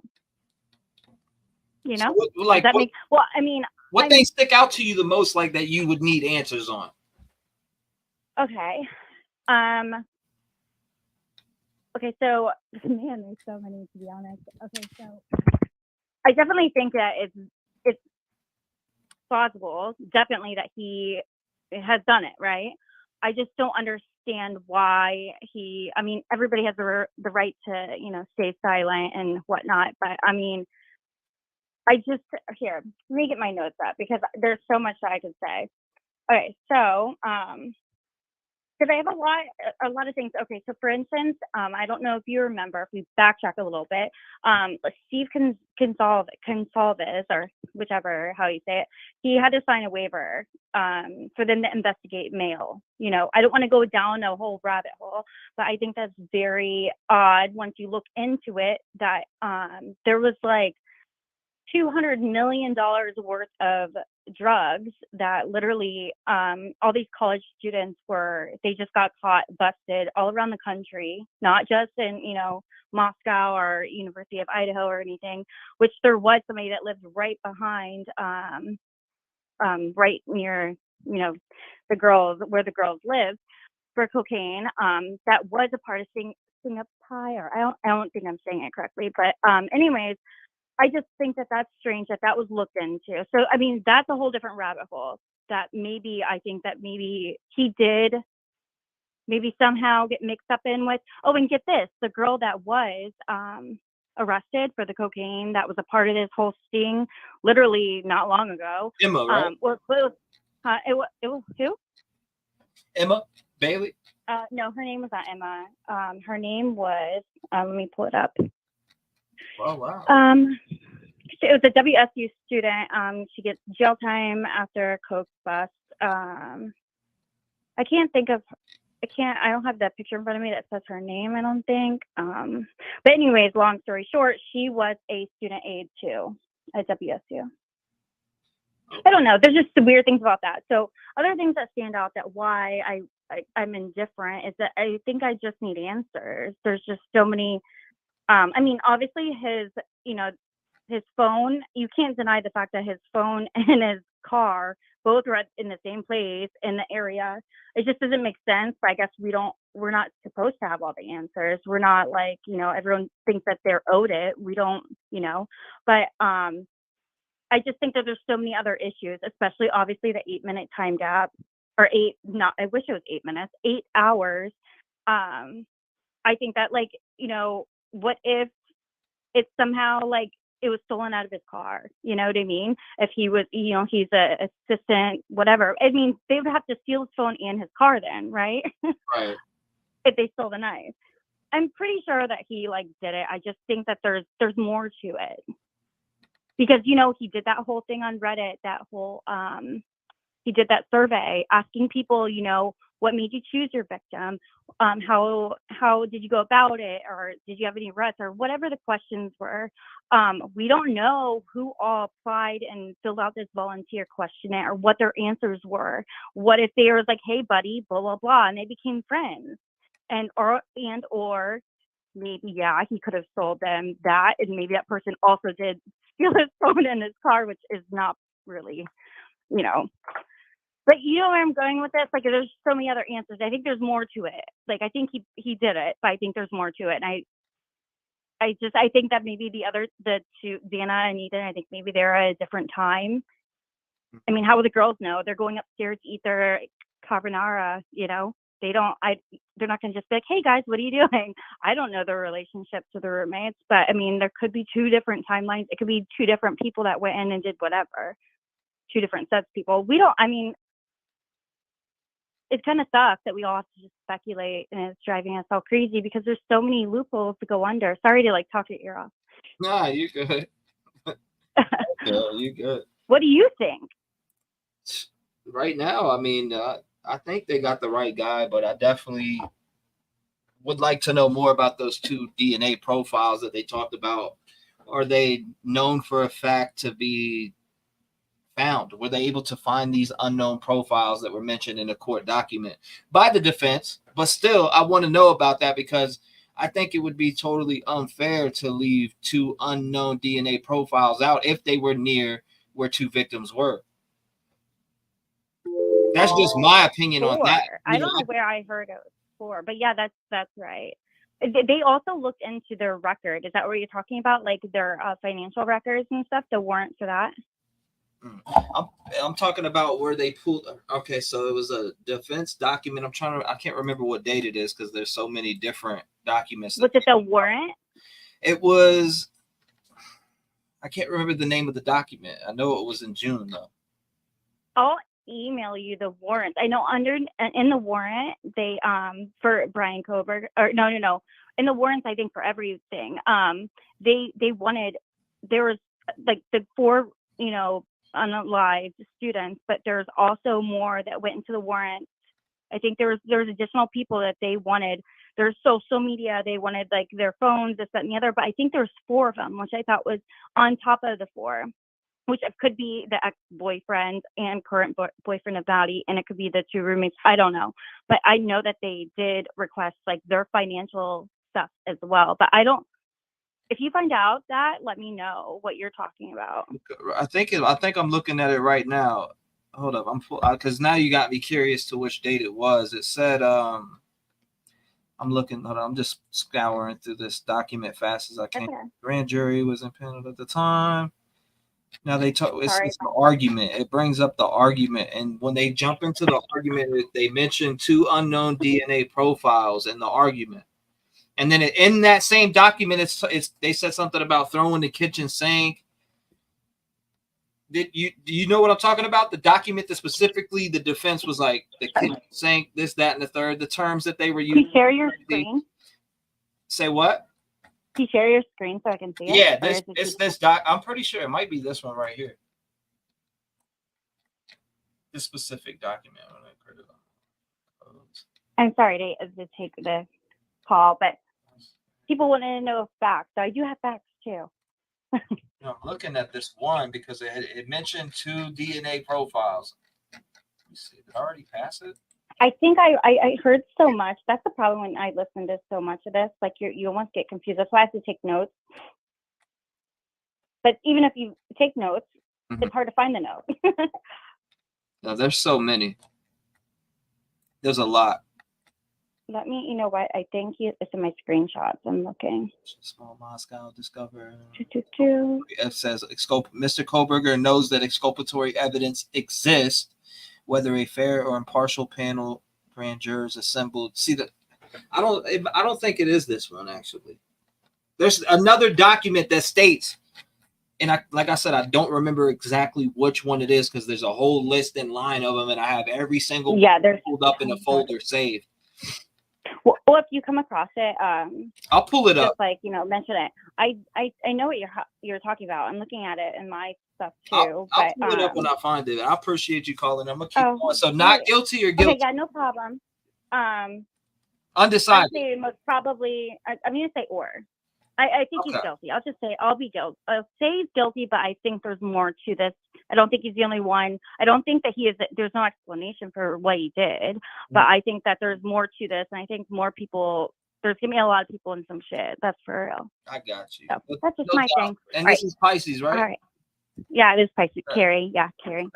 Shout out to you, Pisces. All I appreciate it. right. Thank you for being part of the Thank T-REV podcast. It will be on Spotify, so make sure you Thank check you. it out. And hey, I like that new song of yours, by the way. That one that you play in your intro. That's amazing. I love that song. Thank you. I appreciate that, Carrie. Thank you. You're welcome. All right, I'll let you go. God bless. Bye. Thank you. Shout out to her. 219-885-9693. Her undecided. I think she's undecided. I wouldn't even take that. Like as a judge, I wouldn't take that as a guilty because she sounds undecided and I get it. I get it. So I got her marked as like undecided because if you're undecided, that's how I look at it. You're undecided. You don't sound too firm about him being guilty. 360, you're on the show. What's going on? Hey, I'm surprised I got through. Well, I just have like my own theory here. Mm-hmm. I believe they have the right person. But as far as like, the no DNA in his car and the one roommate that,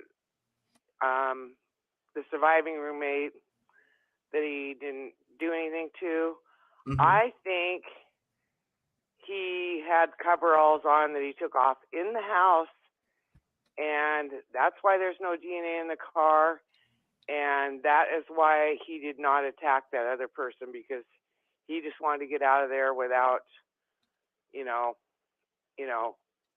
getting dirty again. Right. Yeah. So, anyways, but that's just my opinion on it. And so would you have him guilty or not guilty today? You had to decide right now. His life is on the line. I'm pretty much convinced that he's guilty, but I do want to hear everything that is going to come out before I make a final decision. But right now there's some pretty strong evidence out there. So, and I don't know, the DNA, the phone calls, the videos, there's so much, and so much more that we don't even know about. So, but my theory is he had coveralls on, which he could have another clothing underneath. They're kind of loose, and you put them over your other clothes, like the mechanics. They just put them over their other clothing and strip them off. And I think he did that in the house before he left. And that's why when he saw that other roommate, he just wanted to get out of there. Yeah, so I'm kind of thinking in my head, like, there's more to Dylan's statement, right? Like, there's some that they left out. Right. I'm wondering if he was carrying anything when she saw him. If there was, yeah, because that's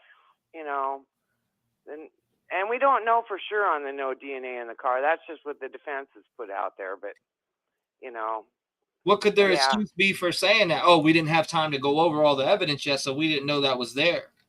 Right. And there was still more stuff coming in that, I know the cast from the FBI team, they were waiting on that, and who knows what else. So, I don't know. I just hope they have the right person. I believe they do, but yeah. It's just, I live in Washington State, and it's like really close to home. And yeah, that must. I mean, so you said you live in Washington State, and that's close to home, and yeah, I mean, it's like, yeah, I have all kinds of people that I know that went to WSU, both both of my nieces and nephews did. Yeah, you know, it's just and just the whole thing about it. It was just it's you know, I've only followed like 2 cases. I've followed this one and I've followed the Gabba Petito one. But, you know, I don't watch all of them, but yeah, this one just really has got my interest. And isn't it tomorrow that he's supposed to go and make up his alibi? Yes, right. Yeah, it's Alibi Eve right now, so today. Okay, well, I can't wait to hear what he has to say. Today should be Happy Alibi Day, but I honestly think that he is going to take a stance of just being silent. Oh, and he can do that, huh? I think that personally, that's what I think. Does he have to? Does he have to give an alibi? In my opinion, if you're going to trial, you're fighting trial. So, Monday. Right. Well, people don't know this, but Monday is a big day in the case because it is his deadline to file an alibi. So yeah, and I thought he had to. I thought that was the law, and that the prosecution was requesting it. And the defense has gotten all the stuff that they wanted. Yeah. So, yeah, I just want to see where's this alibi at. Do we think that he's going to file an alibi that would include like his whereabouts and corroborate the facts that are, that he is just, I was here, and this person can, I just don't see that. And yeah, no. I think he might ask for more time. Yeah, well, and they're fighting that too, the prosecution, on that 37-day stay or whatever for the, anyways, I'm running out of time. I can see, but anyways, that's what I think. I think he had a coverall on. That would answer the question about the DNA in the car and why he did not go after the other roommate. So I appreciate you calling in. So you're okay, and thank you. I don't follow all these cases, and I don't. This is actually my first time I've ever called, but. Anyone. Thank you for being a first-time caller. But, and also, this will be on all platforms, so you will be able to listen to it on Spotify. Okay, all right. Apple. Okay, well, thank you so much, and that's just my opinion, and just connecting the dots here. It just who else could it be? That's all I can say. Well, by now they would have had somebody else. Right. Or. Yeah, so I don't know. It's very intriguing. So, yeah. Well, thank you for, like I said, thank you for being a part of the Allegedly with T-REV podcast at night. Yeah. I've really enjoyed your show. Thank you. Thank you, man. Lock your doors, stay safe. Yeah. And hopefully I hear from you again. Okay, yeah, for sure. Okay. We'll see if we get anything tomorrow. That'll be interesting. We'll find out. We'll definitely be covering it too. Yeah. Thank you, all man. All right. Okay. Yeah. Have a good night. You too. Bye. Okay. 219-85-96-93. All right. So right now, so far between callers, 7 guilty, 4 not guilty. One of them was undecided, which does equal not guilty. So that's where it stands at. 219-885-9693. What's your thoughts? Do you have Bryan Kohberger guilty or not guilty, and why? He is cooked, in my opinion. Actually, Kick Rocks, he did not show up next day. DNA is DNA. Is anyone else in jail for the crime? There's a whole lot more against BK that will never be known until court. I bet they have surveillance of him walking into the house. Oh, my God. Damn. You think so? You think they got surveillance of him walking into the house? That's crazy. Relation. We got to stick to that 5 minutes, 30-second time limit. If you have went over, but we're going to get back on par. Also, email for callbacks. I will call you back. 304, you're in the on. Hello? Hey, how's it going? You are live right now, Allegedly with T-REV podcast. What are your thoughts? Do you Guilty or not guilty? 5 minutes and 30 seconds. Why?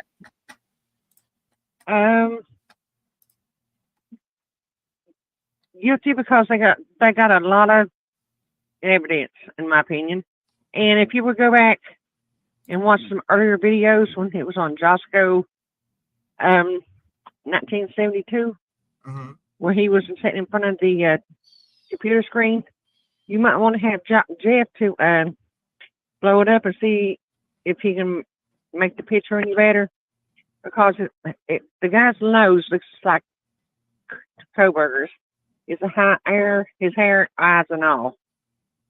And it looked like he was on a phone talking to some group, like your group, and it looked like he was in his classroom.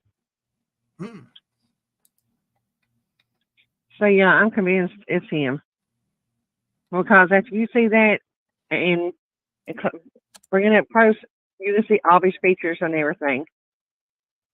Well, so if you could send me what you're talking about, I'll shoot it over to Jeff and see what he can do with it for sure. Okay. Can I? It's on TikTok where I found it. It's under Josco 1972, JOSCO. I'm writing it down right now. JOSCO 19. Okay, I just saved that. Okay. Yeah, you're fine. So you're thinking that is Bryan? Yeah, there's too many coincidences, but in another sense, my gut's telling me it's not him. So I don't know how to lean right now. So I got the picture pulled up on the screen right now. A lot of people think this is him. I saved a picture of what I found fast on the fly. Now I just blew up what I could on screen. I don't know if people think this is him or not, but it's been mentioned so far twice tonight. Thank you, Pamela. I appreciate you. But yeah, and his voice even sounds like Bryan's. And this is not Nurse, by the way. I love your show and love you. And tell Sosa hi. I love her too. Thank you so much. And so you think guilty? Yes, I do. Okay. I got you marked down. Thank you for calling in. Thank you for being a part of the Allegedly with T-REV podcast. God bless you, man. Lock your doors. Stay safe. And I hopefully hear from you again. Thank you. This is my first time, and I'm so nervous calling. It's okay. It's just me and you. Don't think about the people. Just think about the conversation between me and you. Don't think about comments. Just, you gotta, when you call in, you gotta just take the number of people that are in here out of your head and just have the conversation between me and you. And I appreciate you having a voice in the community and doing that. Even though you could be nervous at times, you'll get used to it. So stay calling in. I'd love to hear from you again. Okay. Can I tell you one more thing? Absolutely. Yes, ma'am. Okay. And besides Bryan's white car, there was another that was parked down the street, or two white Elantras. And then there was a Ford Escort that was seen up there, which was the cops. And in the earlier videos, the cops was always harassing those girls for the complaint. And they go over and they wouldn't even not party or nothing. They'd be in the house. And then one guy took pictures through the sliding door glass of the kitchen. I don't know why. Because I've been going through all this stuff here lately. It's good to go through everything. There's nothing wrong with going through the stuff over and over. And looking at this picture that I see right here, I don't know if this has been doctored, but damn. It does look like him, doesn't it? I just got to say, oh my God. I got to add the little oh my God button, because it does look like, honestly, in this, look at the screen, it kind of does. Yeah. And it looks like it's even in a classroom. That's wild. And the WSU criminal class does look like that.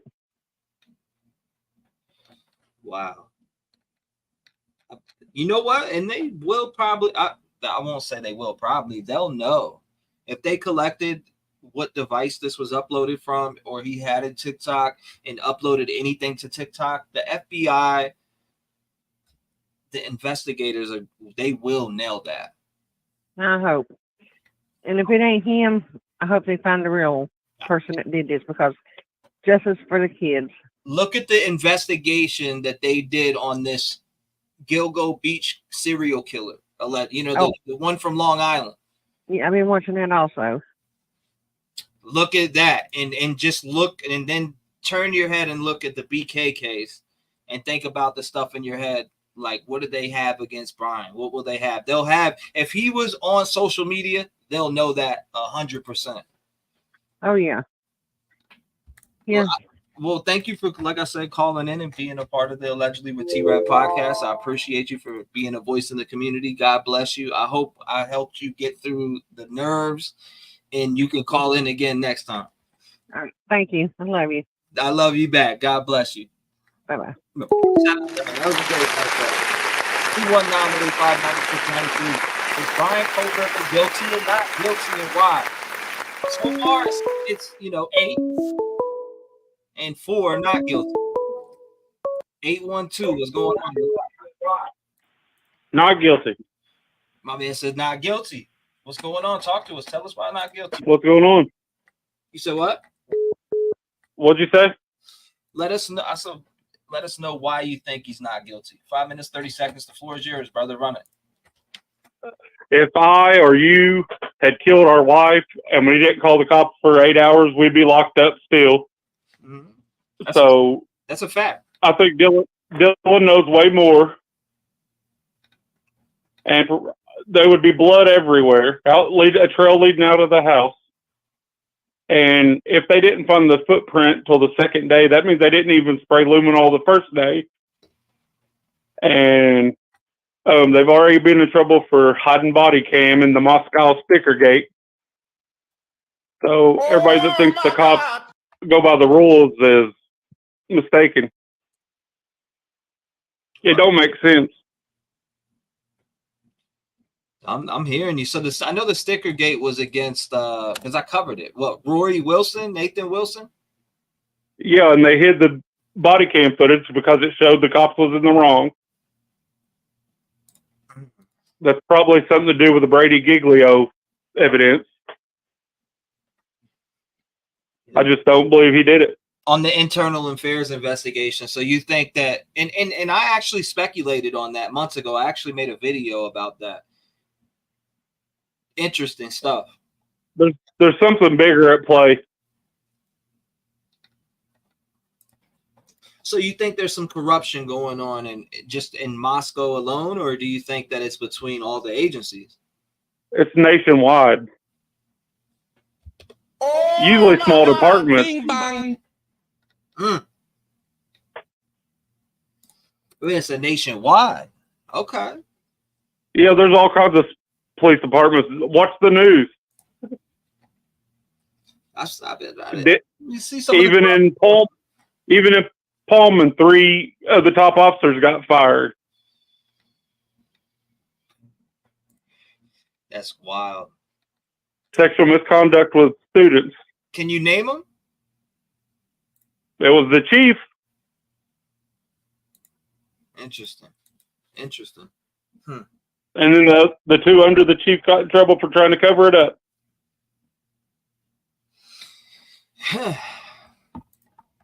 So you got Pullman internal affairs type shit going on there, or you're saying Pullman's got crooked cops also, and then you're saying, which I know about, so I know you're not bullshitting on when it comes to the sticker gate, because I've looked that up myself. Roy Wilson, Nathan Wilson, and their whole church, and I looked up all that stuff too, which is kind of crazy. Yep. Now, Pennsylvania and FBI, do you think that they would fall involved or be involved with pinning a murder on Kohberger? I think Payne has something to do with it. Okay. Brett Payne. Is it Brett? Oh, Brent, whatever his name is. Interesting. They changed the PCA. They changed the statements that supposedly Dylan made. I mean, it just don't make sense.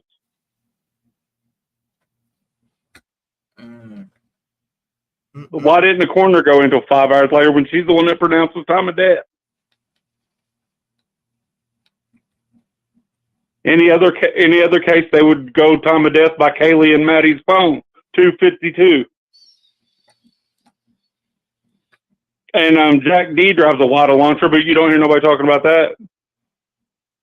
You talk about that white launcher that we were talking about that back when, what was it, November 30? I forgot when I started doing phone calls, but I remember that coming up like maybe December 6th, between the 5th and the 6th of December, and then they were like partying on the house, and then you could see like a white launcher in the driveway.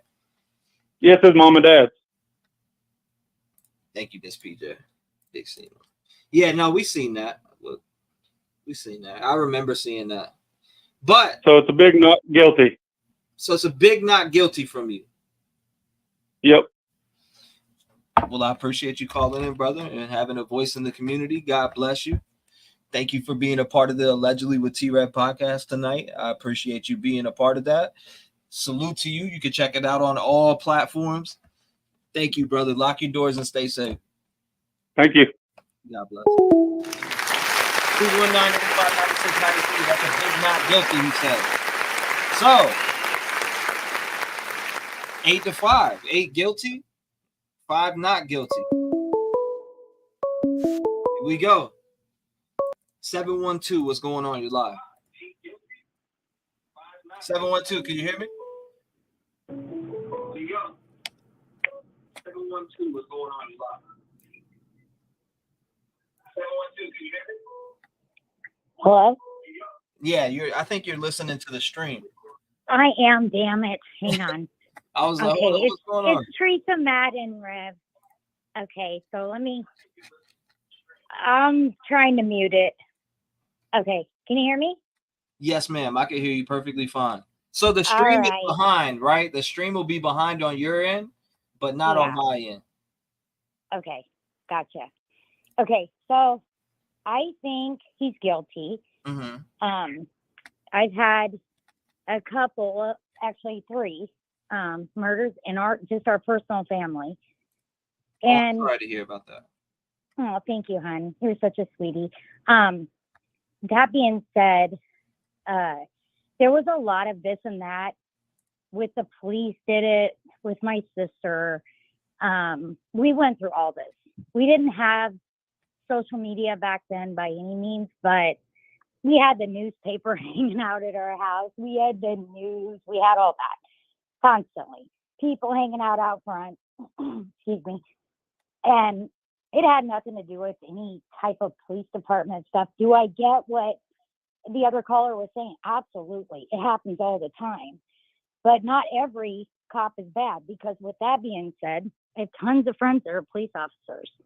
Right. And they're great people. Now, there's always going to be a bad apple. But we all have to kind of remember, or we don't. I mean, it's up to whoever. But this isn't one police department. This is Moscow, which I understand everyone's point that is like totally against it. Watching them go through that house seemed very unprofessional. I'm not going to lie. We all saw it.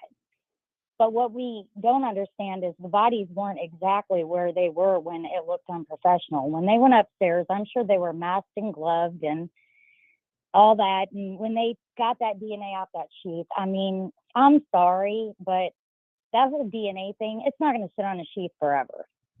The man was in the neighborhood. He was scoping out the neighborhood. He was there. He was driving around. I'm pretty positive that with as many people that are blanked out up in that area, that's all camera footage. And I firmly believe they got him going in and coming out. I mean, his sister or her sister, Olivia, if you look back and you think of the time that she was being interviewed, of how she looked just in shock when she said, I saw and I know. I mean, like, she was saying things about what she saw and what time the girls got home. There's so much knowledge in this situation. That the family alone, I feel like they know. And then you add into addition, let's see, I mean, if we think back to the very beginning, those officers were devastated. You could hear it. I don't know if you remember, but the crackles in Chief's voice when he was trying to talk about it, he could barely speak. And then you could see this look of relief and peace the day he got to announce that they got their guy. I feel 100% that they have the right guy. I think this guy studied immensely. And I mean, if you think about us every day, we all go to work, and I'm pretty sure most of us are good at our jobs. But there's that one time we mess up, you know, we send a paper and off to the wrong person at work or whatever. Well, in his case, he touched the sheath and he forgot to wipe that one particular area.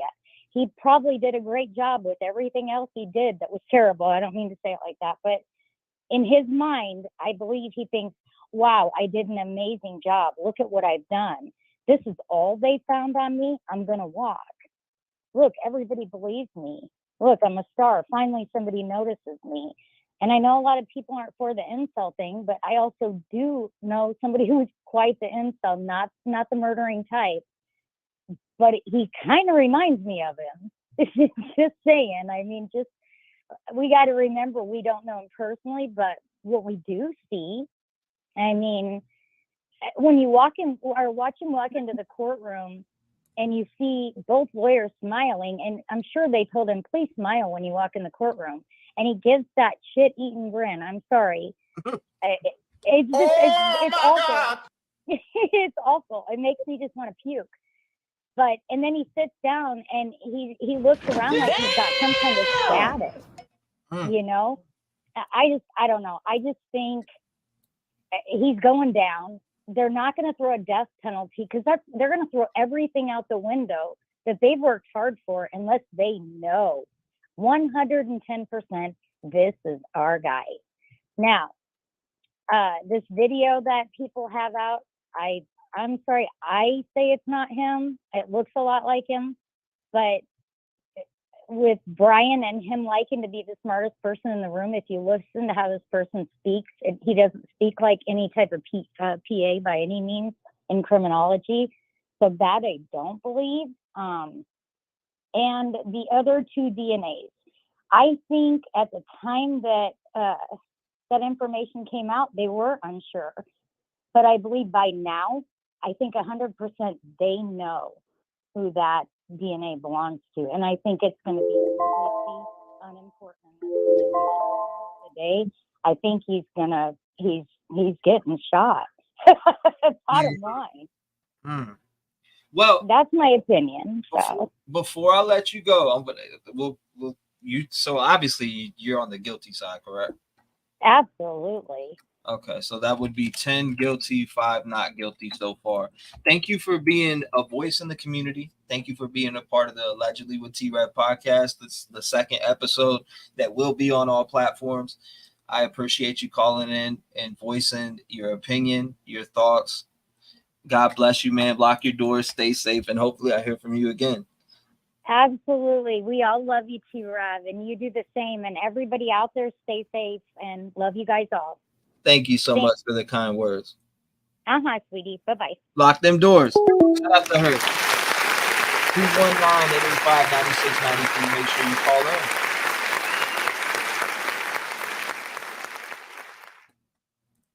in. I gotta close that. Okay, here we are. Again, line's going. 317 sent from heaven. You're back. What's going on? You're live. Hello. Can you hear me? Yeah, now I can. I'm sorry. We've talked before, and so far my opinion has not changed. If I was a juror and the case was going on right now and it was in court and they handed it off to the jury and said, okay, it's your job now, I could not convict on what they have. That's what we know right now. Okay, so not guilty from you? Not guilty. Okay, I got you. Mark down. Now, why? Let's hear it. I'm not the brightest tool in the shed, let me say that. So if I can sit down and go, okay, and now let me say this, if somebody produces footage or a screenshot of that man's face at the front door, don't even worry about sending it to the jury. Just take him out back and shoot him. Call it good.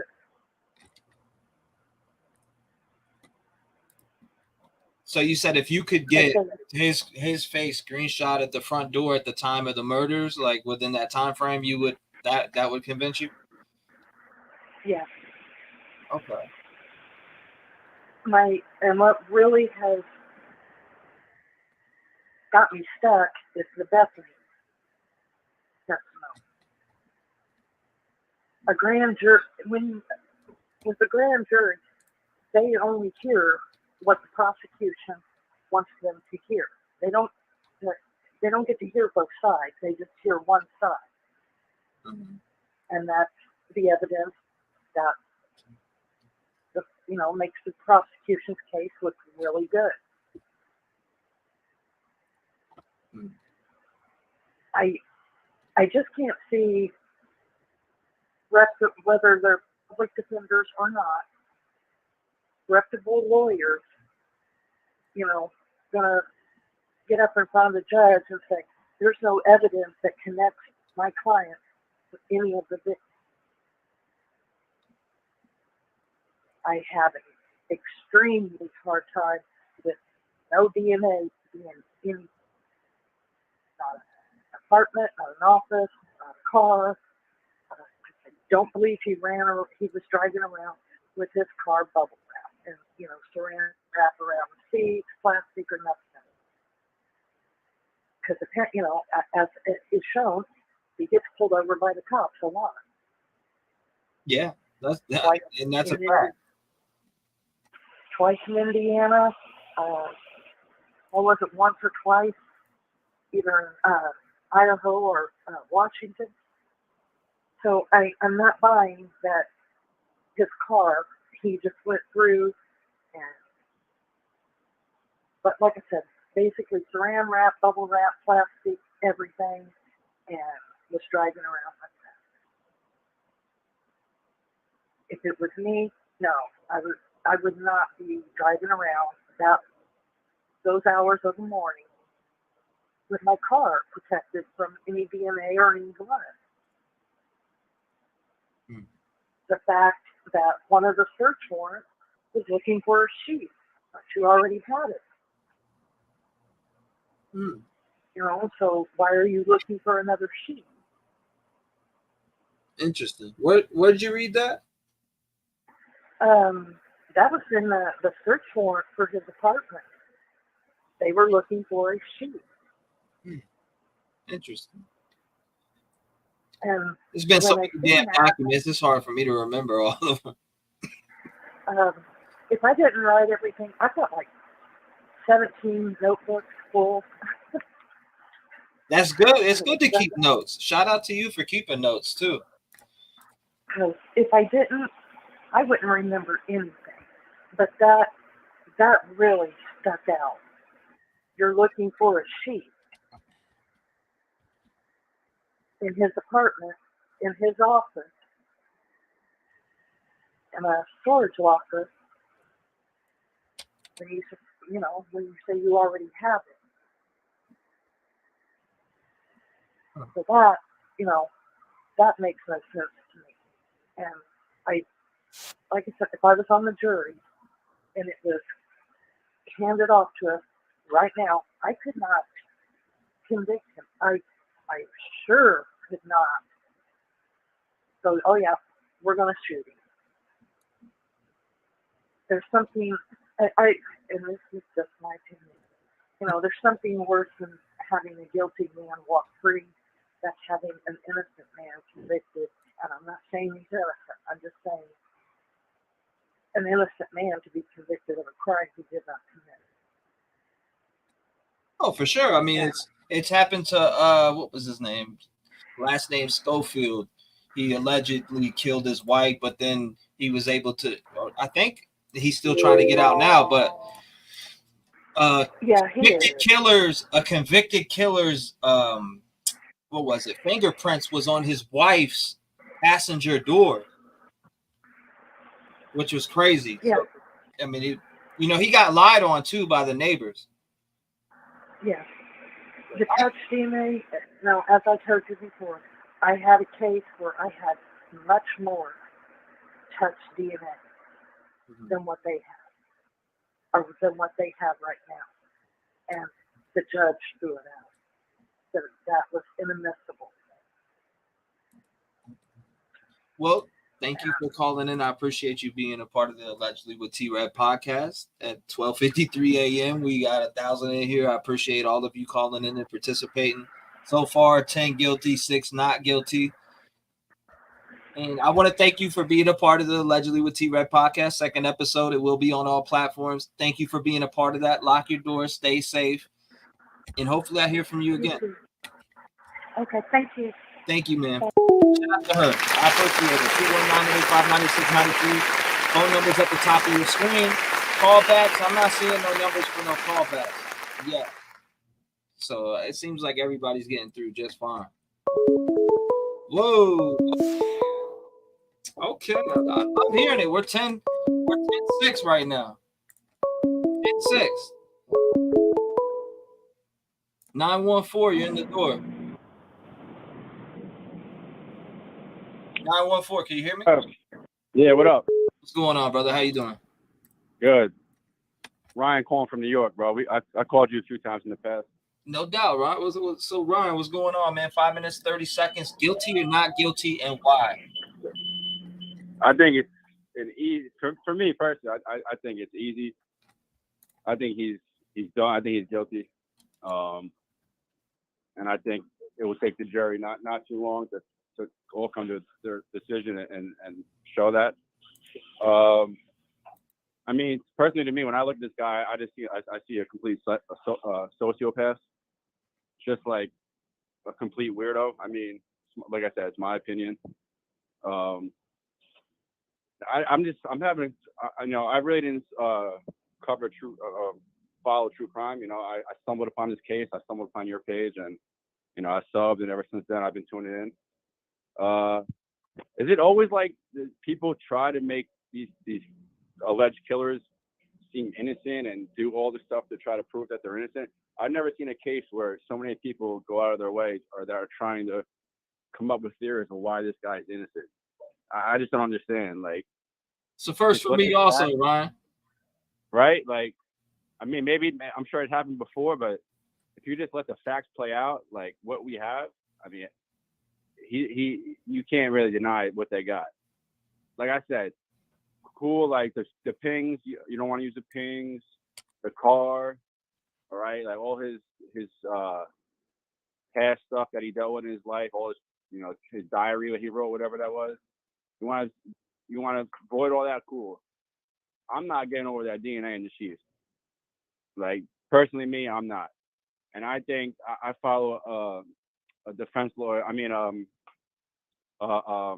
defense lawyer on Twitter. He was like, yo, once the jury hears about that, it's over. Like, there's no coming back to that, no matter what. So I think he's guilty. I mean, I just personally, me, I see someone that's really troubled when I look at this guy. You know, he seems like he got some real problems. I think he's guilty. I think it's going to be a quick decision too. I was listening before. You said the deadline for his alibi is tomorrow.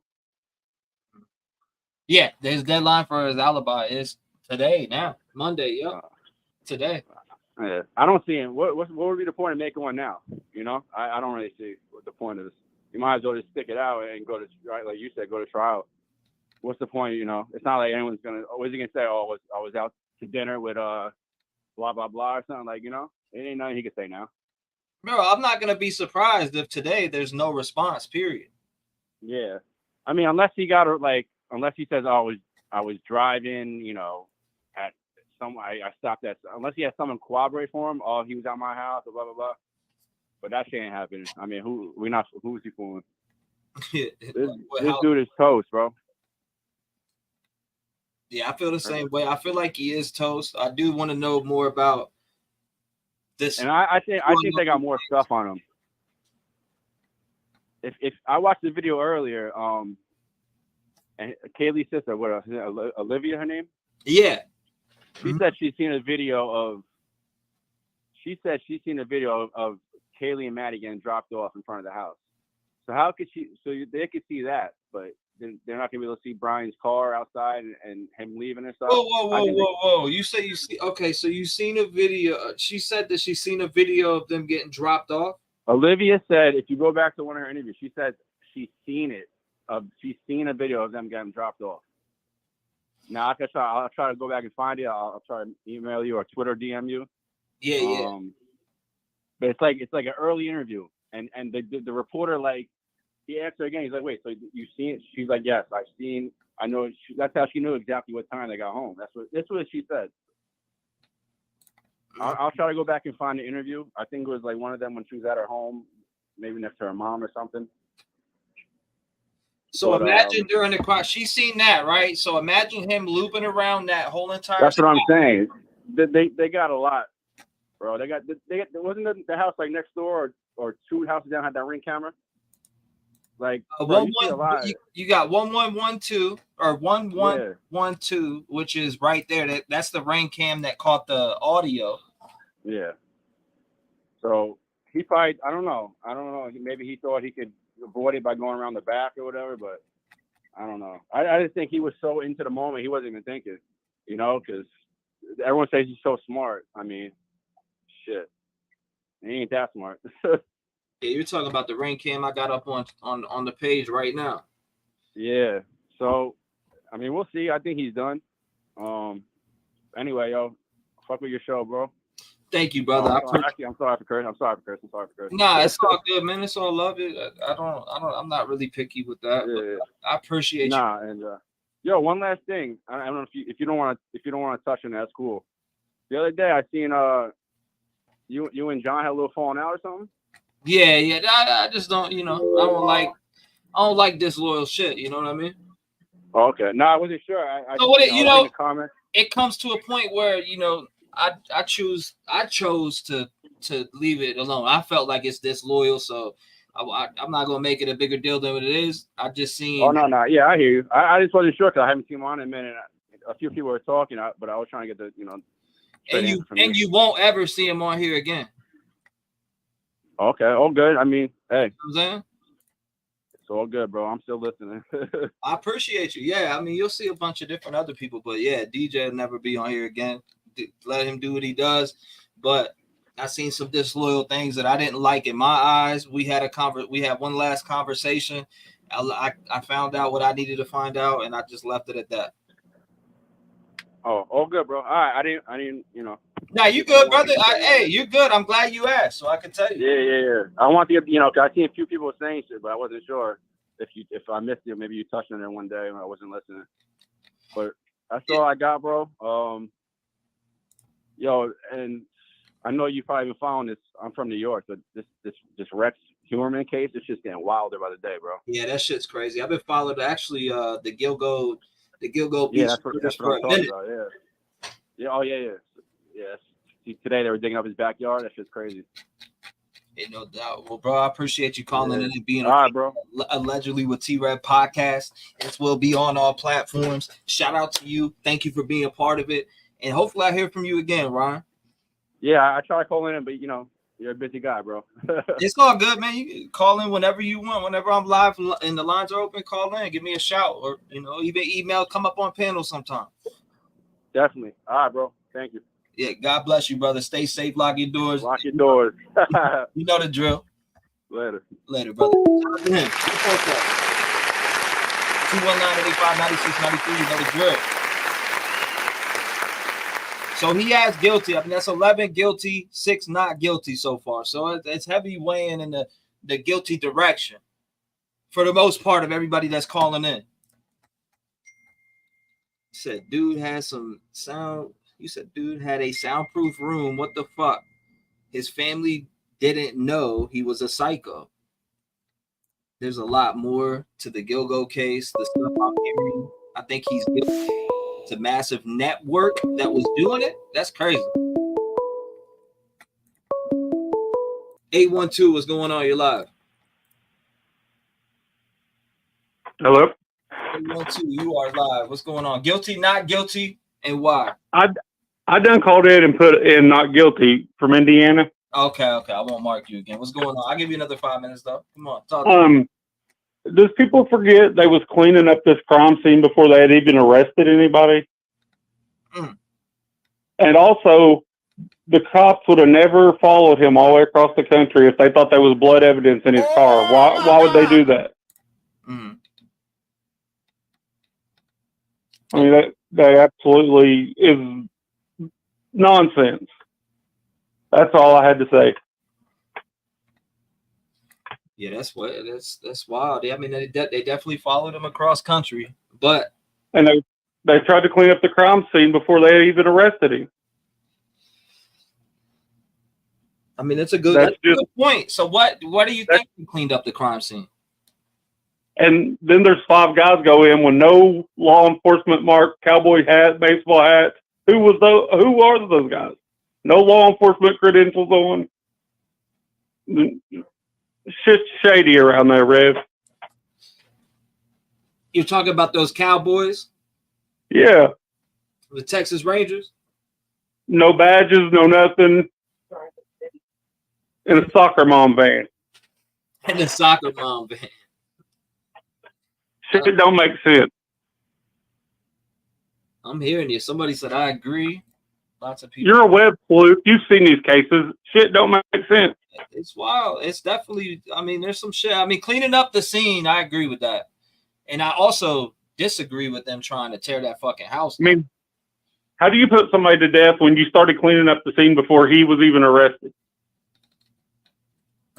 I mean, that's wrong in every way. Innocent until proven guilty.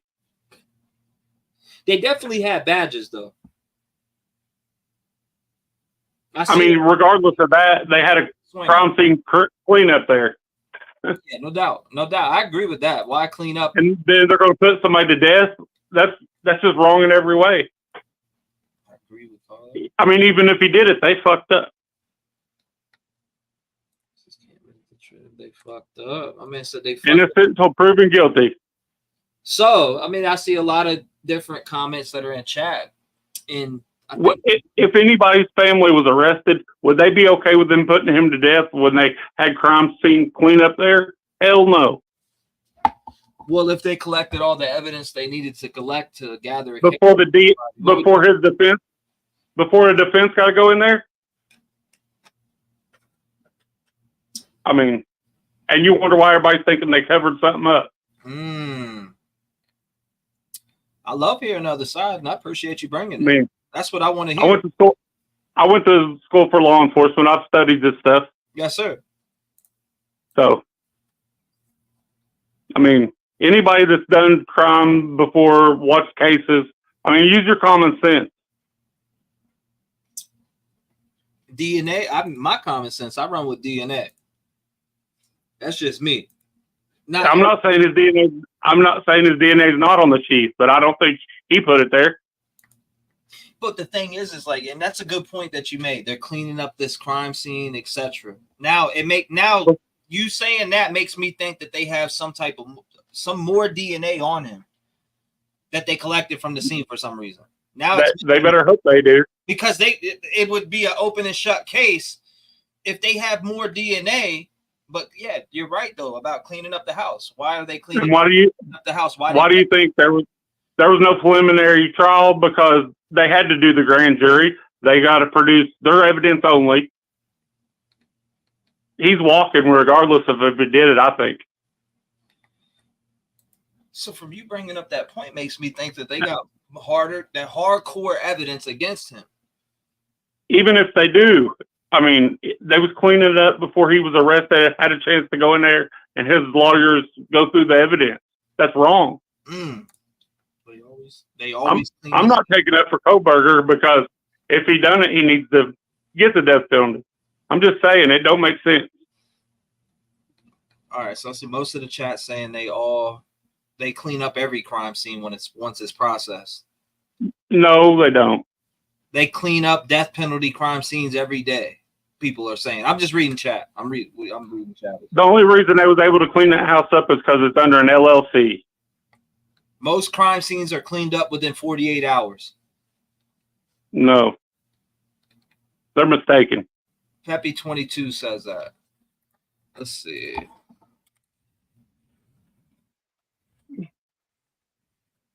We'll figure this out right now. It says some crime scenes maybe, but not all crime scenes. It says- And definitely not before defense has had a chance to go in there and look at shit. Not before they even arrest somebody.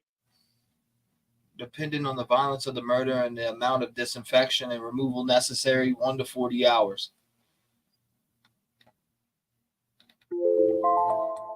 It says 1 to 40 hours. That's well, okay. Huh. Maybe if they have a suspect in custody and stuff, maybe, but not before they arrest somebody. Well, my man, I appreciate you calling back in. Bing bang. And bringing up some good points. Shout out to You're you. welcome. Lock your doors, man. Thank you, though. I appreciate you bringing that. That's what we need. We need those type of conversations. So shout out Have a good to you. day. Thank you for being a part of it. Thank you for calling in and being part of it twice. A shout out to you, my Indiana. friend. Woo! Indiana in the building. Lock your doors and keep them guns loaded too. He said, Indiana, baby. 10-985-9692. Load it up. Bing bong. Bing bong. Oh my God. If you like crime, then use 314. You're in the door. What's going on? See? Can you hear Can I me? hear you? Yeah, I can hear you. It's Midwest. Midwest. Got you down. Well, you said mark you down for guilty in the chat, but I was like, damn, you didn't call. But now you did. So now I'm going to have to mark you down. Well, they sent us something, so I put guilty on there. So, but anyway, I'm just calling from the previous caller. I'm not going to stay on long. I don't have a lot to say. Mm-hmm. I remember the day the van pulled up to clean that house, and it was on the news, and it got stopped. The defense stopped it. The lawyers, his lawyers came in and stopped it. So it didn't get cleaned. Don't you remember with the vans backed up and they were putting the tarp over between the van and the front door? Yes, I do. And it was on the news. I remember. So they had them stop that cleanup. And then remember, then we were seeing them like they were all out in the backyard taking pictures and all that stuff. So they did get in there and do what they needed to do. Yeah. Am I wrong? Yeah, no, they got the evidence they needed to get. It seems like. Right. The prosecution got all the evidence that they needed, and then they were going to clean up the house. They got the cleaning services there the day they wanted to. The cleaning services had their van backed up to the front door. The tarp was going over it. It was on the news, and it got stopped in the middle of the newscast because the defense lawyers did not want them in there cleaning that house. Am I wrong? Does anybody remember that? And I want to bring this up on screen also, just for everybody that's looking. Let me bring this up here perfectly so you can look at it. It says, am I losing my mind? But I remember that. No, I remember that part. It says the crime scene cleaner's work begins when the coroner's office or other officials or government body releases the scene to the owner or the other responsible parties, only when the investigation has completely terminated on the contaminated scene may the cleaning companies begin their task. So either, because I definitely know it was on the news. I was watching the news, and we were like doing two different things. Like he was in court, and then that van was backed up. I don't know if it was cleaning the house or maybe moving stuff out, but I could have sworn it was cleaning, because that's when Ann and she had another lady with the camera, and we all thought it kind of looked like BK's sister outside of the house. and another guy. And then we were going back and forth, and they're like, "Oh, okay, we got it. They're the cleaning's going to stop.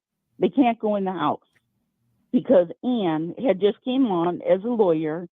That's when it first all started, and they're like, "Stop the cleaning.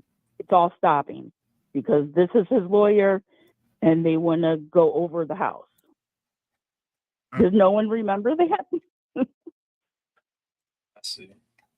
No, I definitely remember that. Jeff says, T, I emailed you the part. I just pulled it up from the email, Jeff, literally, as you said that.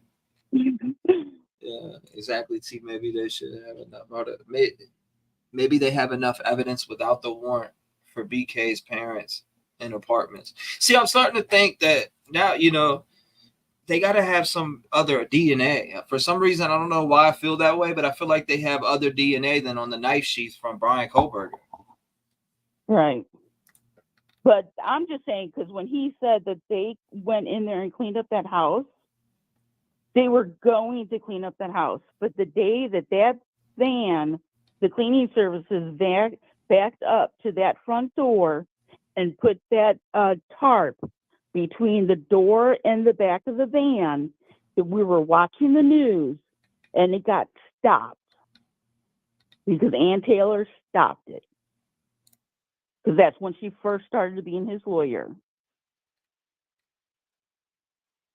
What is a fucking secret? Why are they so secret on things? They wanted to go over that house themselves. And they had the camera out. Then they had showed them in the backyard for Ann. And then we thought this lady with the camera kind of looked like Bryan Kohberger's sister, the one that was in the movie. The slasher movie. Yeah, I brought that up earlier. Yeah, taking pictures. So that's what I remember of it. So that's what I was thinking, that yes, they did get in there before it got totally cleaned up. I mean, they might have cleaned it up some, but before the big cleanup got started, it did get stopped.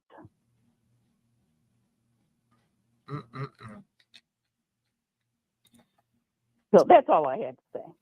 Well, and I'm sure we can. I mean, I think we have to go back and look at videos, but it was on the news.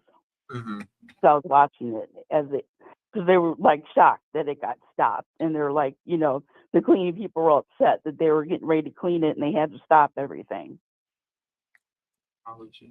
People say I can say what I like. The judge, the process. I just seen the chat, and she said she's wrong. They cleaned up. They might have got some stuff cleaned up, but the big cleanup that day got stopped. I remember it. I remember that too. Miss Kitty Russell says Kaylee was a huge true crime fan. If anyone, I would think Kaylee would be the one to scratch him or pull his hair for evidence if she was able to. Good comment. Yeah, but that's all I have, T. I just wanted that because I remember it, and I know we can go back and pull up one of the news videos because it happened. Yeah, I remember it. We could definitely find one. It was back when it was when she first came in as his lawyer, and she did not want that house cleaned up all the way. I mean, I'm sure that they started like just whatever, but not a big cleanup, and because they didn't want all the toxins and all that stuff in there or whatever.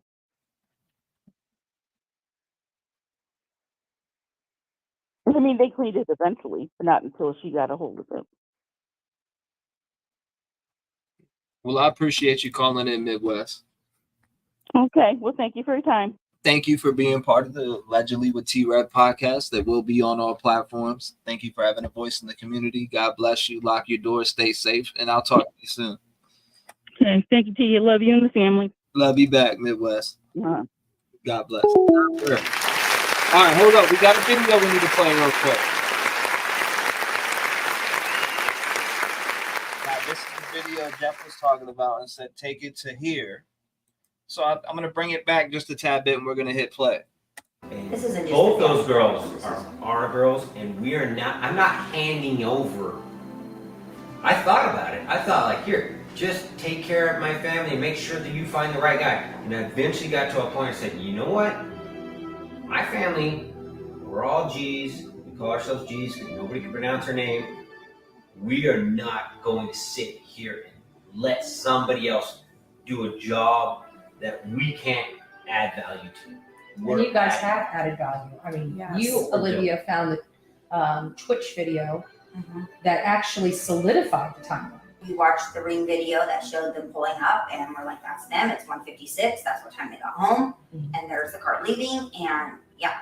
So we're working. And I have my phone. Kaylee's phone is my phone, so we saw all the calls that she had made, and we with an exact time. And I reached out to every person she called. I had them send screenshots of the communications that had happened on that day, of texts with my sister, of the call with my sister. How long was your phone conversation with her?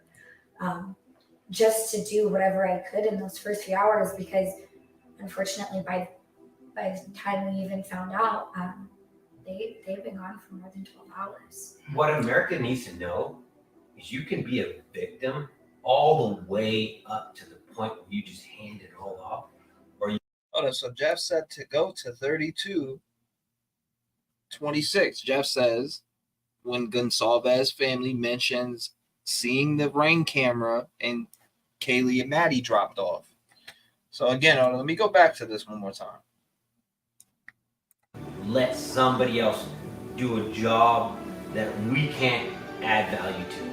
And you guys have added value. I mean, Yes. you, Olivia, found the Twitch video that actually solidified the timeline. We watched the ring video that showed them pulling up, and we're like, that's them. It's We watched the ring video. 1:56. That's what time they got home. 1:56. That's what time they got home. And there's the car leaving, and yeah. And there's the car leaving, and yeah.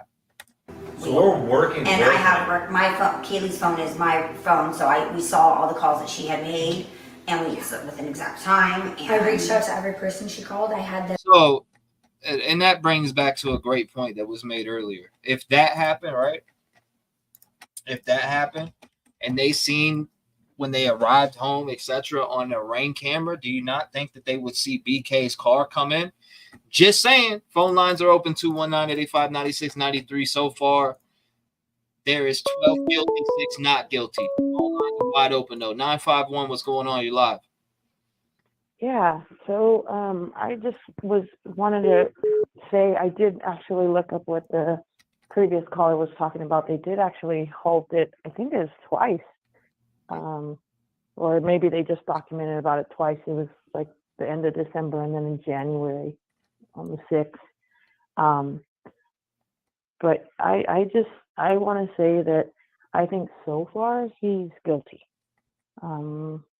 I just feel that they have more than, because they're not gonna throw everything out there for the media. You know what I mean? They have the gag order, so I don't think everything's going to be out there. I think they do have more on him, and I think that with the whole corruption stuff, look at the case in New York. If that would have been the case, then the FBI would have been called off too, just like they did over there, and there would have been just a delay. So I don't know. I don't really think that there's any corruption. I don't think that it would be, of course there's corruption in police and stuff like that, but for it to be like the cops there in Moscow and then in Washington and then the FBI as well. And why are they just going to frame this guy from Washington? It just doesn't make sense. Yeah, I just can't see all 4 agencies, which would be 3 states, FBI, just coming together to get. I could see if there would be some corruption, like I said, and just in Moscow itself. But as far as like having, the FBI coming in and then them going along with it, I just don't see it. In that other case, like I said, that Rex case, they ended up like saying no to the FBI, I guess calling them off, so to speak, because the guy was corrupt and had stuff going on. So, with this case, I don't think that's really happening. Of course, there could be a lot of shady stuff going on in that town, or, there with drugs in the city or whatever. But I can't buy, that the FBI is gonna go along with it and be like, yeah, you know, we're gonna just frame this guy. And I think it's really fishy too that, you know, he was trying to get onto the, you know, law enforcement and wanted to know more about like how I what it sounded like was that he wanted to get more information on like basically what maybe he didn't have enough information was like the pings, you know, the other stuff where they can catch your phone, your searches, all the other information. That's my opinion. So as of now, right, even right now, you got him guilty. Yeah, of course. I think there's going to be more that's going to come out. I mean, unless there was something, you know, that comes out in court that literally sways me to say, oh, okay, no, he didn't do it. But with what they have, and I mean, yeah, it is weird that I don't like the fact that they didn't right away take his car. That's just odd. But at the same time, who's going to be walking around with gloves and throwing their trash? Because then he knows, you know, law enforcement, once you throw your trash out, law enforcement has the right to just come and get it. They don't need any warrants. They don't need anything by the courts. They can just come and get it because it's public, right? It's like you just threw it away. So I mean, that to me, that's really fishy that he's, you know, throwing his trash and the neighbors at 3 a.m. Also the fact that he's up at that same time, you know, when these murders supposedly occurred, he's like a night owl. I don't know, just that seems odd. I mean, nobody's gonna walk around with gloves, you know, in their own house, and it's just, to me, it sounds too suspect to me. But I don't like the fact that, why didn't they take his car earlier? But it is interesting that he had the plates. He changed the plates. I thought that was kind of weird too. So my I don't thing know, is, that video that we just watched, right? And they said specifically, which was Kaylee's mom, she said that they were able to see when they got home on the rain cam. Mm-hmm. So that means that you seen the vehicle that dropped them off. So that means you also seen, in my opinion, saw a killer. You not only saw the door dasher, but you saw the vehicle come down the block. Yeah.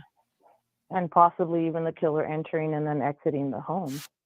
Yeah, especially if you see it on camera. I seen when they got. I seen it on camera.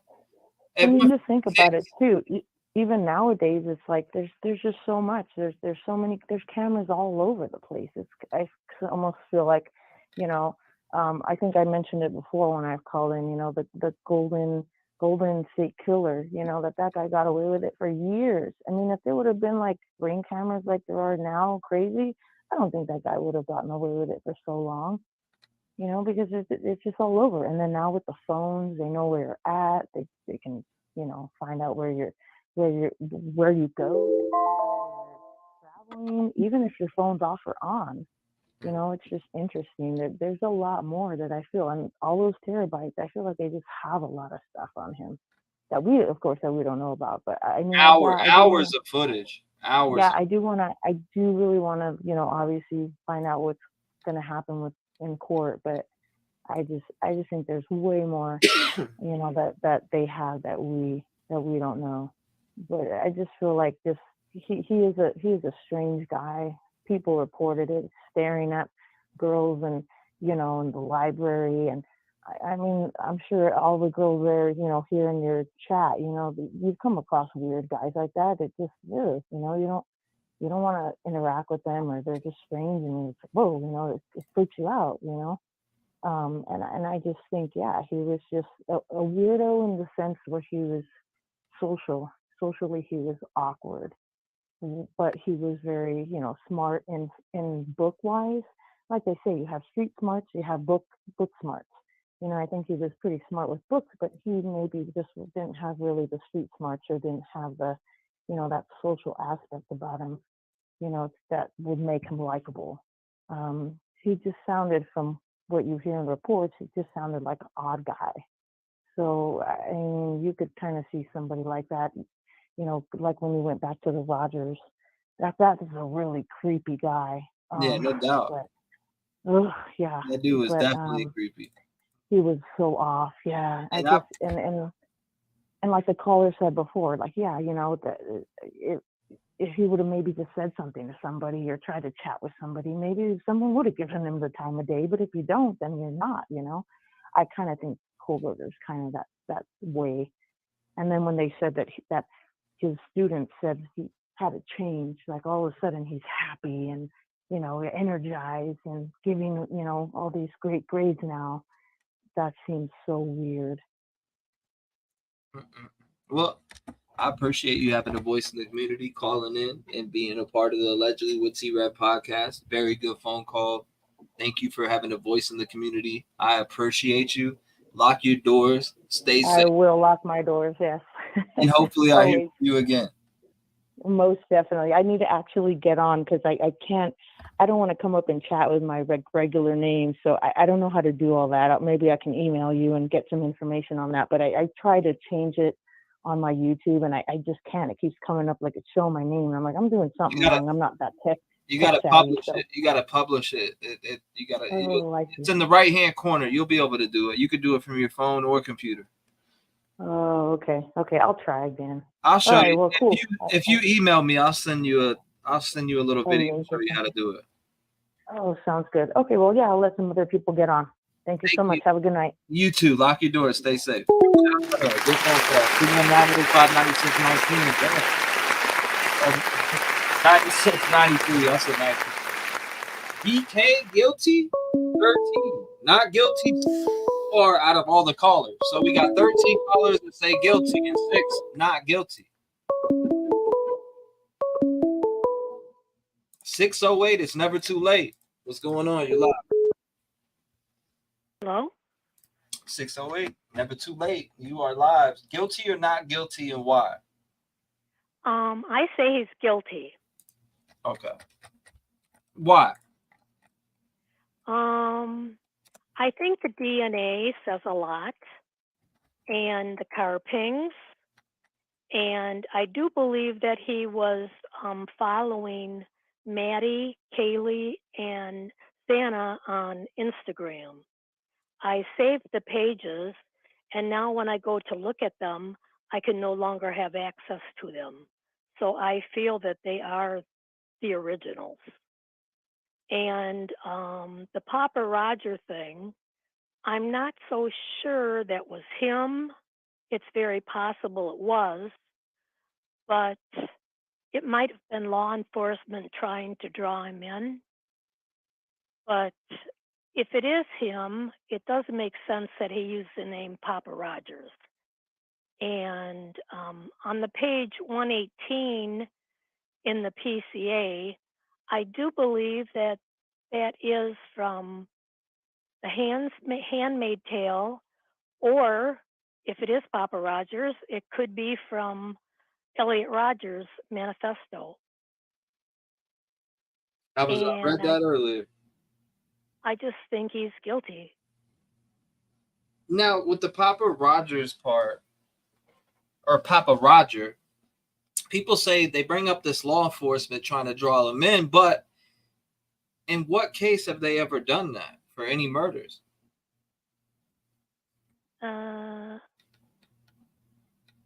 True. That's what I say. I've just never heard of that technique used by law enforcement. I guess I haven't either. But I don't know. I feel he's guilty. I think they have enough. And for them to go for first-degree murder, for one thing, if they didn't think that they had him, I feel they would have gone for a second degree. Yeah, right. They wouldn't have doubled down, went for the death penalty or anything like that. No, I don't think they would have. That's why I feel like they have other DNA. They have something so solid. I think they have a lot of stuff. Yeah. After seeing that video too, that totally went over my head for the longest time till tonight. That video where Kaylee's mom says, "We seen when they got home. We seen them on the rain cam. We seen who dropped them off." So it's like, whoa. There's cameras all over. And then I also question which floor he started on. Sometimes I think he started on the second floor and he didn't quite finish off Vanna like he thought. And then he went up to the third floor because I feel Ethan was the bigger threat. Yeah, Ethan would definitely be his biggest threat, in my opinion, when it comes to if someone's awake in the house. Yeah. I mean, I was a big young man. Yeah, that's what I kind of think. And then I agree with Jeff H. on him having that. Actually, it's a kill kit. I believe he had that. I think he took all his clothes off, and I don't think they're going to find a lot of DNA. I think he knew what he was doing. He studied it. I just think he was very prepared, and I think he planned this for a long time.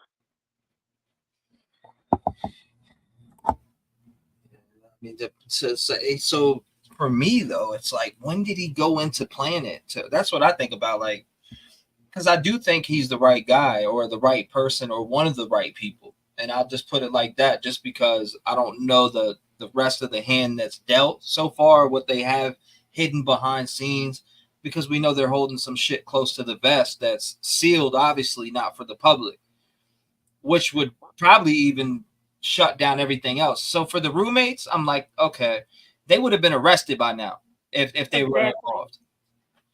Exactly. I do not think they're involved.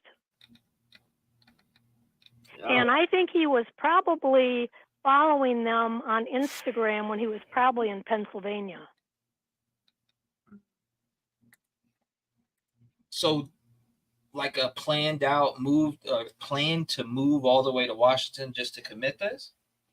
No, not exactly. I just think it became convenient, shall I say. If you look at the stuff he wrote when he was younger, I think he tried to deal with it when he took psychology. Right. And his fantasies were just so overwhelming that he couldn't control them anymore. And I just think he started planning it. Well, that's my call, and I want you to know that this is low. Low. Yep. How do I spell it? L-O. L-O. Low 12. Oh, of course. I should have known that already. Low 12. I see you every day. I love your support. I love you. I love the community. I love the mods. I love everybody. You're all great. Low 12, you're the best. Thank you so much for being a part of the Rev Game family.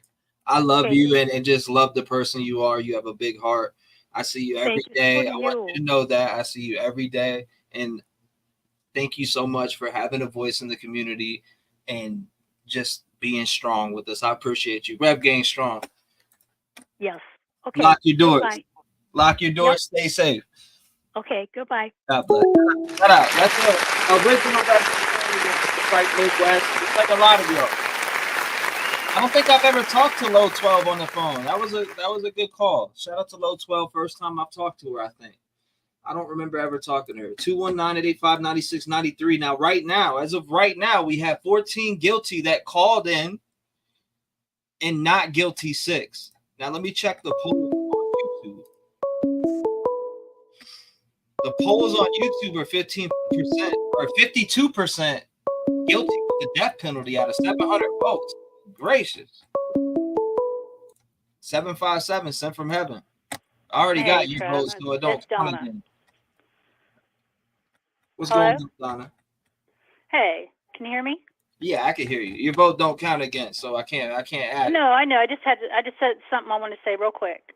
No, you're good. Go ahead, Donna. You already know. Go ahead. Okay, I'm gonna go back to Papa Rodgers for a minute. Mm-hmm.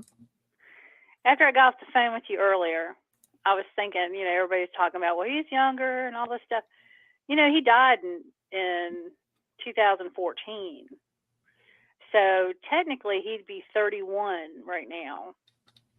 Okay? If he was still living. I read your email. Oh, you did? You're damn right I did. Well, I wanted to make sure you got. I wasn't sure, so I said, "Well." No, but I'm glad you're calling in to educate, though. Go ahead. But at the same time, it's like, okay, I thought about it, and I thought, okay, so he's not really younger than Bryan, and that gave Bryan 9 years. He would have been 19 at the time that manifesto was released.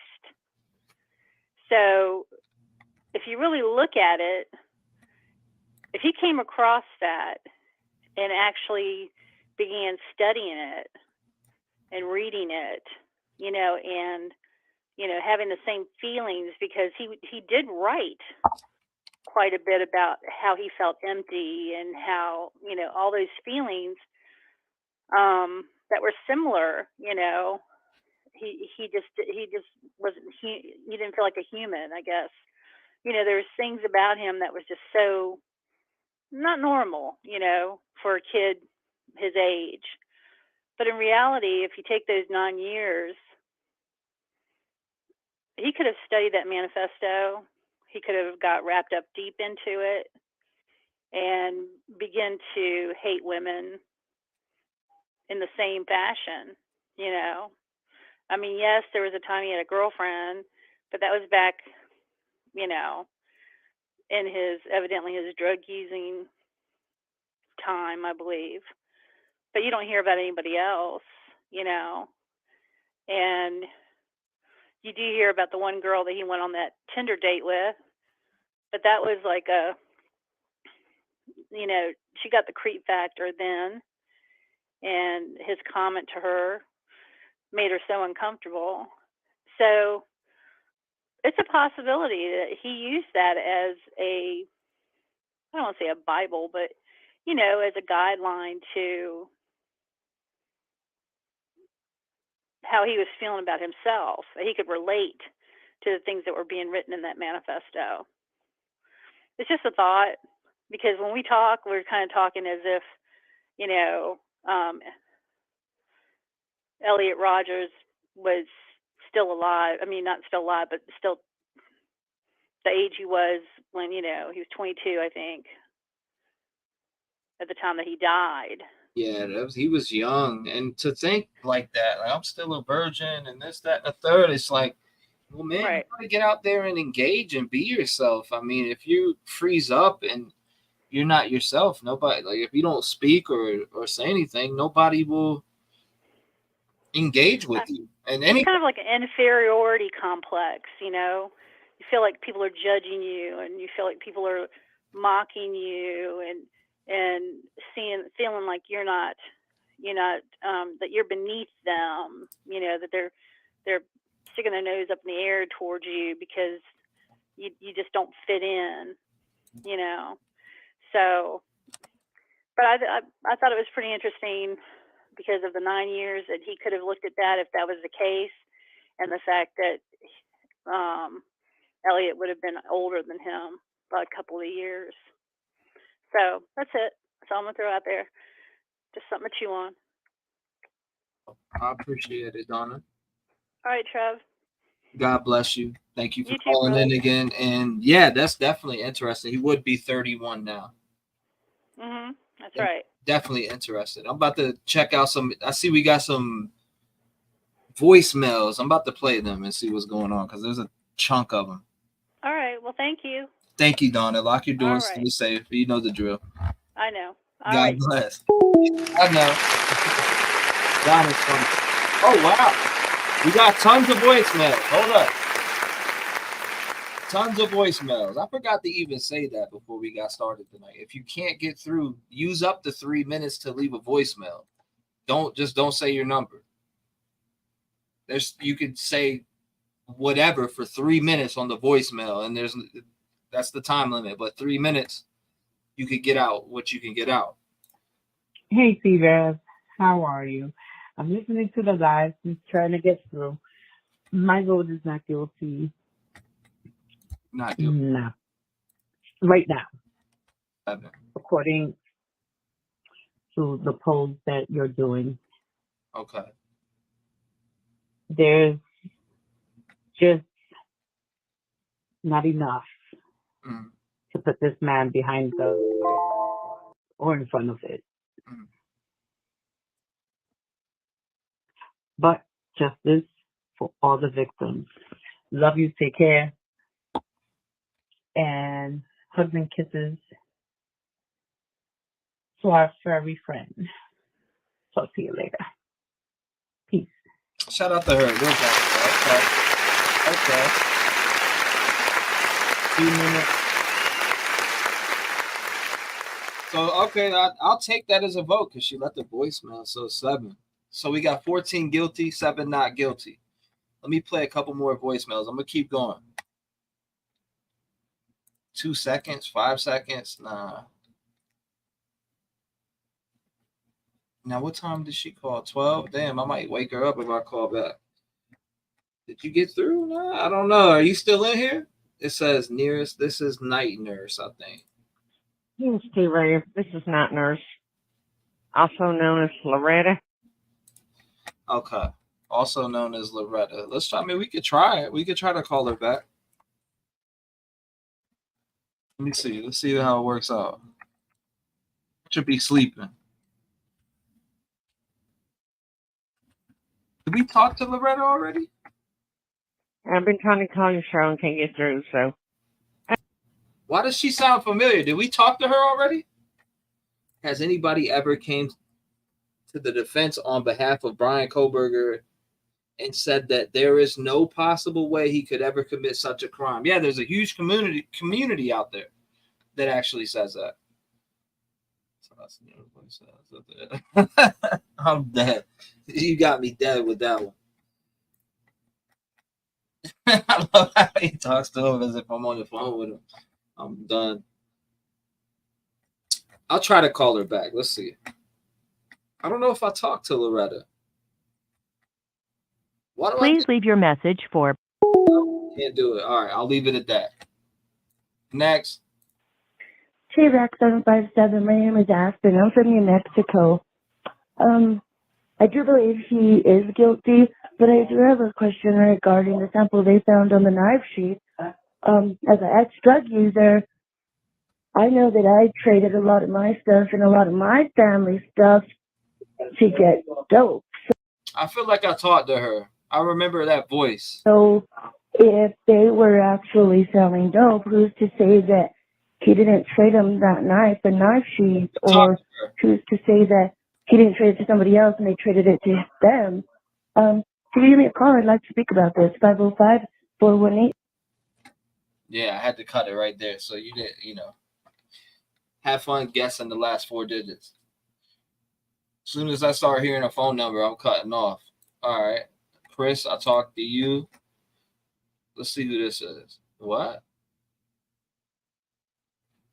I was eating peanut butter and jelly. What? Hey, what's up, T-REV? Excuse me, I'm just finishing. I was eating a peanut butter and jelly. But I just sent you a voicemail, and it said something to the effect of, if my girl was in town, or my ex-girl, whatever, why does it sound? I wouldn't be sleeping. It sounds like the dude Chris we talked to earlier. It sounds like Chris. Chris, is that you? Why that sound like Chris?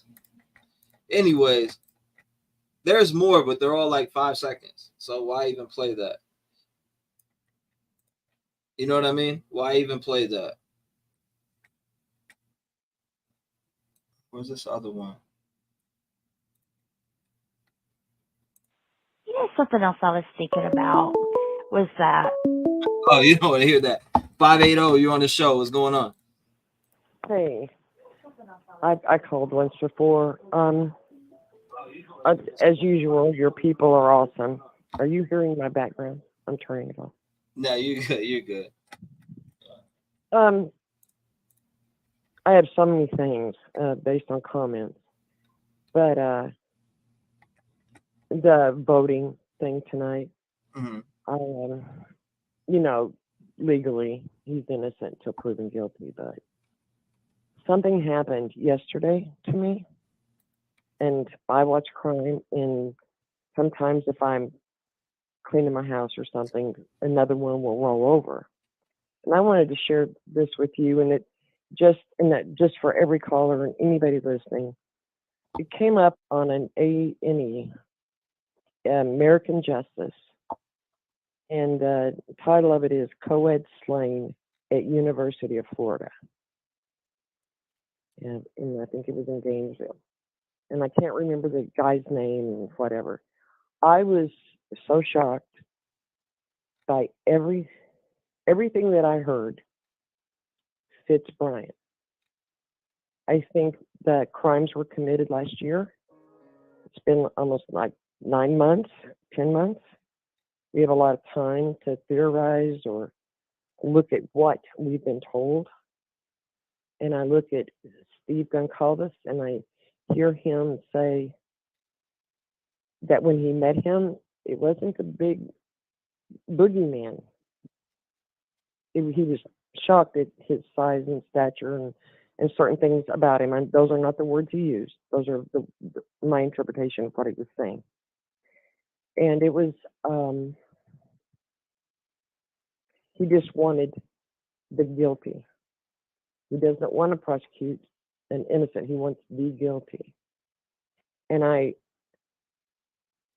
just think all of us feel the same way, of course. I've had crime in my family, and I relate to it's a waste of time. Like, I hate to say this because so many people won't understand me, but what your theory is all that you can imagine. What the facts are is what you have to go by. And I think that in this case, I saw the video done by Olivia in that interview. And I always had that in my head. They had the video of them coming home. I never doubted that they didn't have that. So I was kind of shocked tonight. So many things have been said, and I think we all forget of what we pick out as a fact when we hear what is being said as fact that they have. Fact of the arrest, fact of gloves. He bags his trash. He was there. They did the mapping. He was in the area. He drove all that way home, and who knows who's been out there looking for stuff that he might have dumped or whatever. I've just watched too many shows, so I just try to go by what we've heard as fact, and I really go by the family. And that oh my gosh, every girl should have a father like Steve. Every girl should have a father like every father in that family, of all of them. They bring out the best in how they tried to raise their children. But the A&E show, and I don't know, I'm just trying to share it. I would love for you to watch it and see what you think. Because if we are not killers, we do not understand the mind of a killer. So we want facts to put him there, make this all make sense. This guy that did the students in Florida had feelings as a youth, unworthiness, walked at night to find himself, to find something real, used a knife. What he did with a knife when he was first introduced to a knife, and he killed co-eds. And it made me just kind of get in the head of somebody when they have the facts and they've solved it. It helped me in a way. Now, the trial hasn't happened. I don't know the things. I did see the vans pull up to clean and were called home, by the way. I remember that. And I don't know what I'm trying to say at this point, except I don't think unless we are killers, we would understand all that happens and what they go through and how they're developed. Because I would think that any psychiatrist will tell you a diagnosis of a person that could do this as the mindset or the upbringing. And in Bryan's statements when he was younger, and he was calling himself like, people are meat, I'm meat, I have no feelings, that so forth. He does talk of a time when I think the parents, they went through a bankruptcy or something and lost the home that he was familiar with. Right. And he says, that's what changed me. What I knew all my life was gone, what I was attached to. Kind of a inkling into his head or whatever. I don't know. Did I make any sense to you? Or am I just scrambling? I mean, it's your thoughts. Of course, it makes sense. It makes sense to me because we think alike. Now, we may not think alike with everything, but our thoughts are all over the place. We think about each and every different aspect of this crime and what happened and what's possible evidence and what's not evidence, and was there some fuckery that went on? Yes. I mean, you're not crazy. Oh, I don't think I'm crazy. I just want to get to rambling too. Trust me. Do what? What'd you say? I said I can get to rambling myself about this, especially this case and another, and Kylie Rodney and Jessica Chambers. Oh my gosh, Kylie. And I can keep on going with different cases that I could ramble for hours about. Yeah. So in this new, the Long Island thing, that's going to be. I do believe truly that they have a lot more. Steve has quit talking. I think they're just waiting for the trial. I think we've got a lot of time and a lot of words are going to be said before the court date happens, and then we'll know, or we'll see. And I want to believe there is justice. That's my problem. I want to believe they have the evidence to go for the death penalty and to keep a killer off the street at whatever level. Stop that from happening. Stop the person that is responsible. So with that being said, I think that's why a lot of people say he's guilty, because of facts. I think the other is, your problem with legalities and it's beyond reasonable doubt. That's a different story. They got to prove it. There's that. I don't know. Am I out of time? Did you time me? Yes, it ended. I was looking for something, so I was letting you just go. Still, I was letting you. Oh, I'm sorry. You're fine. I didn't think I had that much to say. I'm sorry. Nah, you're good. You're good. I ain't tripping. I was looking for this episode. Oh, please find it. Yeah. And I just wish that anybody that's listening tonight has written it down. And it just came up randomly, and mind blown. Yeah. And I just quit cleaning the house and sit down and watched it. I was going to rewatch it, and I saw that you were on tonight. I'm looking for this episode that I had put away. Where the heck did I have it at? I got so many playlists, it's crazy. Where the heck is it? Nope, not this one. Is it in this one? Nope. Not that one. Well, I appreciate you calling in. So I appreciate you being a part of the podcast too. Thank you for having a voice in the community. I ain't mean to put you on standby like that. I was just looking at something and listening to you. Well, I want to say one other thing. Your callers are always awesome, and they always sidetrack me. When I want to say something, I'm always thinking about what they said, and yes, what I agree with and what I don't. So they are awesome. My doors are triple locked. Good night. Thank you, ma'am. God bless you. Good night to you too, and stay safe. Protect yourself. Stay vigilant, and thank you for having a voice in the community. Good night. All right. I'm trying to find this episode for y'all. Hold up. What the hell is it? I had it in my chat. Now I can't even find it. I'm digging right now. Okay, I got playlist galore. Which one is It's not that one. It's not that one. It's not that one.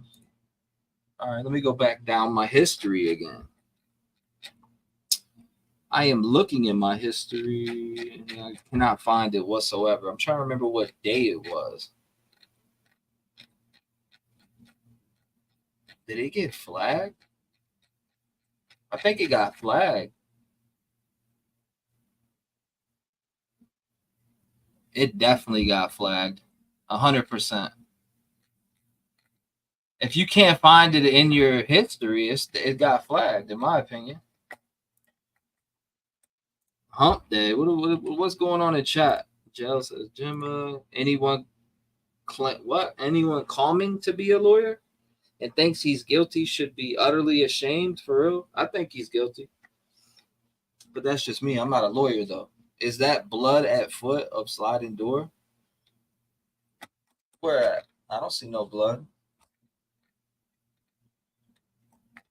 Let's see. Do you see blood? You said at the foot. Watch out. Let me make this big screen. This shit off my screen like that. Jeff in the house. I ain't see. Where's Jeff at? It's my belief those stools are placed inside the sliding glass doors by police instead of the usual stick you would expect to see there.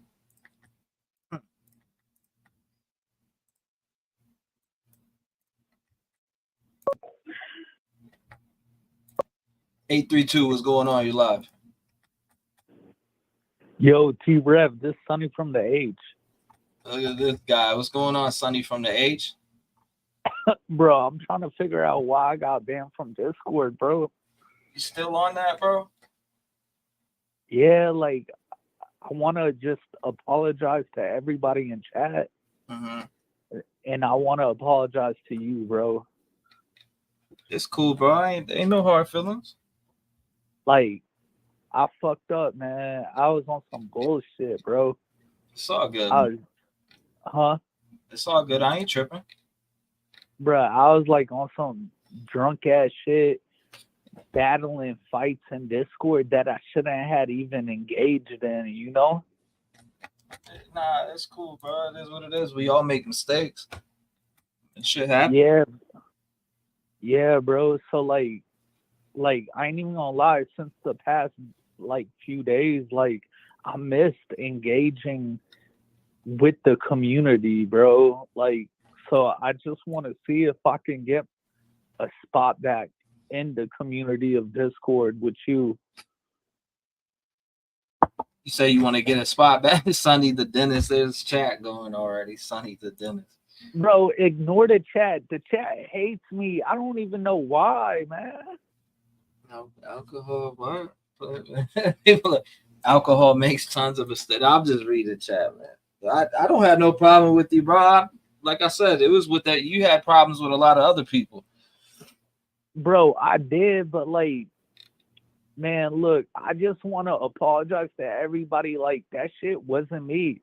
Like, I'm about to move out of San Antonio back to Houston, and like, that's where I like first engaged into your channel was like during Thanksgiving break and Christmas break when this case was going fucking haywire, right? Mm-hmm.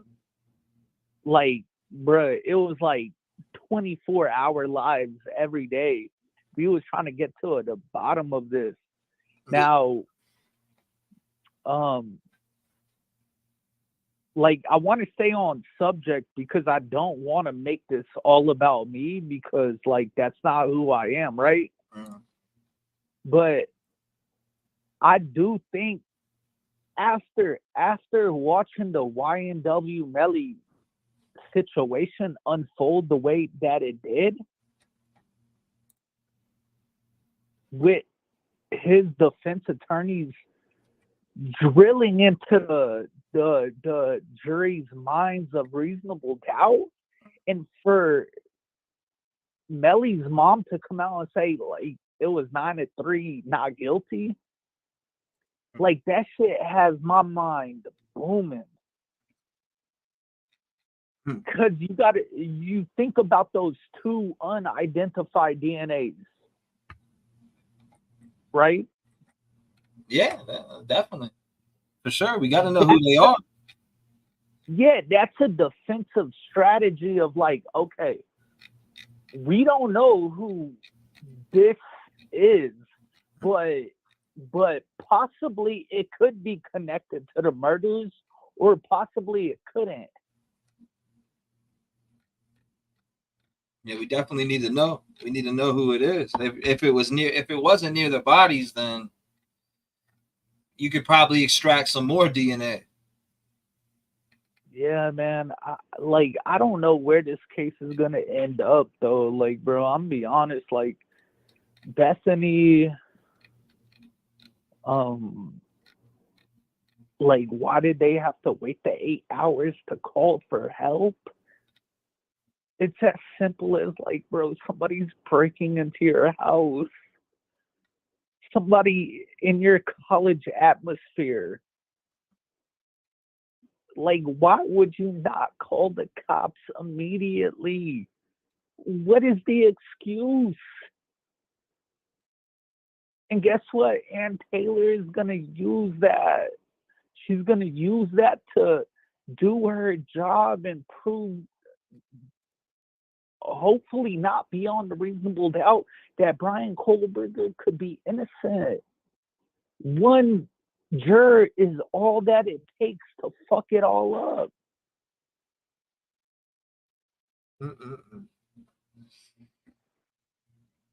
One juror. I mean, like I kept my eye on the Melly case. I seen that he got.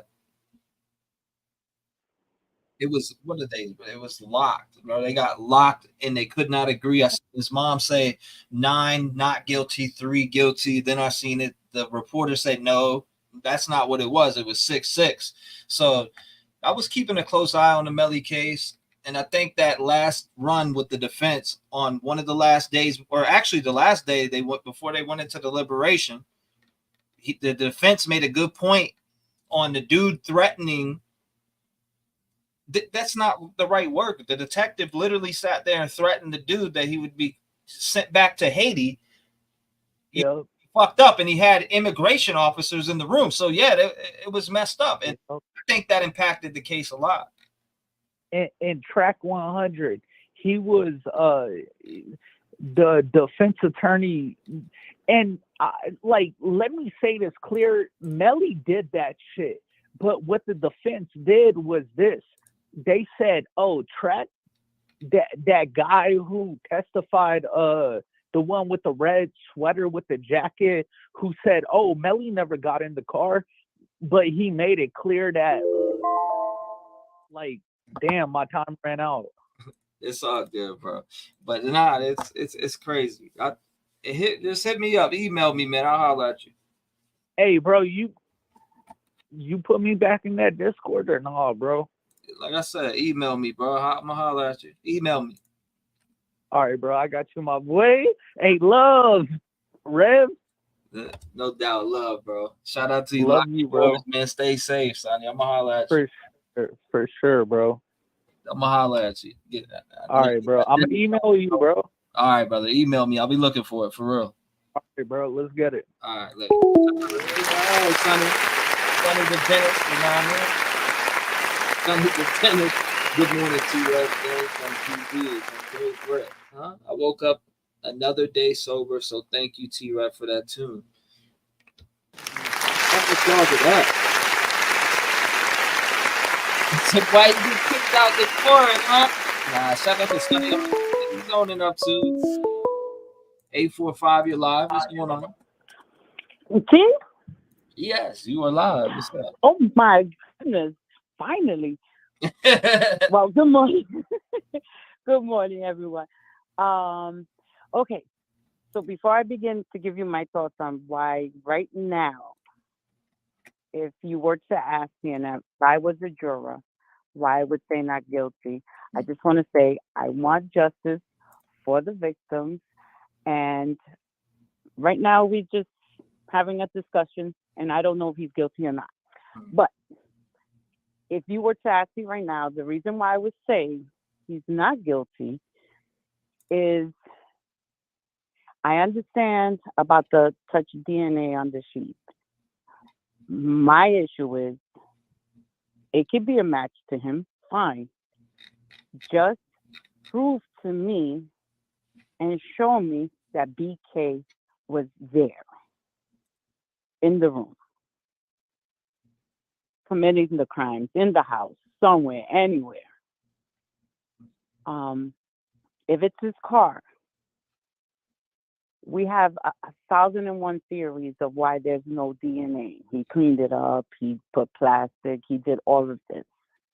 My issue is just show me a picture, anything of his car. You know, it's like we're making assumptions. We see these cars, you know. If Jeff is able to do such a great job in pulling out in his video a car that looks like an Elantra, then the FBI should be able to do. They should be able to put him inside of there and be able to show that. And at this point in time, they just don't have all of that, or at least they're not showing us. So if you're asking me as a juror right now why I would say not guilty, is because of those reasons. There's too many questions that haven't been answered. There's also the two young ladies that were left there. 8 hours, 9 hours. You have Ethan's mother who wants that answer, who deserves that answer. I'm sure all the parents want to know. I mean, everybody wants to know about the 8 hours or 9 hour delay. But she specifically came out and said she wanted to know. And what was your thoughts on that? On what she said in that video with Chronicles of Olivia? She specifically said, I seen when she got home on Rain Cam. I seen when she got, I seen the car drop her off. So it's like, hold up. So there's a camera that directly is showing you them getting home, and so there should be a camera directly showing BK pulling up. Exactly. Okay. So if we're gonna run on that theory, and I believe Olivia saw that. I mean, she was adamant about giving that precise time. So my thing is that if you could see that, and she saw that, and then law enforcement saw that, why are we waiting for what? Why are we not bringing in this man, asking him questions, looking into his car, you know, whatever? You're allowed to bring in people for questioning. You don't need a warrant for that. You don't need to arrest the person to bring them in for questioning. And if they were able to kind of do some surveillance to be able to get a cigarette, to get a DNA from someone, why not wait and follow him around until you get a straw or paper, anything? Right now, here in New York, is 3:11 in the morning, and I'm up. It doesn't sound so outrageous or weird. Well, maybe it could be weird, but you know that someone is driving around at 4 o'clock in the morning or up at 4 o'clock in the morning. You know, when I'm picking up my dog's poop or I'm throwing out the garbage, I wear gloves. When I'm cleaning my bathroom, I wear gloves. I mean, there's nothing, you know, out of the ordinary of that too. Do you separate your trash? I do my recycling. No, I mean separate your No. I know family members. Right. No, I don't do that. I don't do that. I just do my recycling. But when I throw out the trash, you know, because sometimes there's maggots on it. I'm sorry, I don't want to touch the maggots. I don't care if it's my garbage or not. Right. You know, I don't separate it with gloves like that, but you know, and like I said, for all I know, I'm sorry, I know the time is up. For all I know, he could have done it, and he probably is guilty. Mm-hmm. But what I'm trying to say is that if we're gonna do this and we're gonna put him in front of the firing squad, give us something that we could say, damn, for sure we know he did it. That's all I'm saying. So then, right now, I mean, we all just speculating and stuff, but right now, I couldn't convict him and say, yeah, you know, let's all shoot him up. That's it. You know, that's just my opinion. And right now, you're gonna have to put me on the not guilty. Okay. Right. Not guilty. So 16-6. I know we still low on that number. He's still low. Hey, you know what it is, real quick. We really just, you know, I think everyone, and I think I can speak for everyone. We just really want to have someone pay the ultimate price for taking the lives of these kids. And I get it. You know, we need to find justice for these kids. We just got to make sure we get it for the right person, because then you're not going to have 4 victims. You're going to have 5 if he's in it. You get what I'm saying? Absolutely. So then we haven't done anything but, you know, just made matters worse. And, you know, I you know, I'm hoping that they got the right person, you know, but be safe. Thank you for finally getting my call. Thank you to the mods. They're great. And the people in the chat, and everyone stay safe and peace out.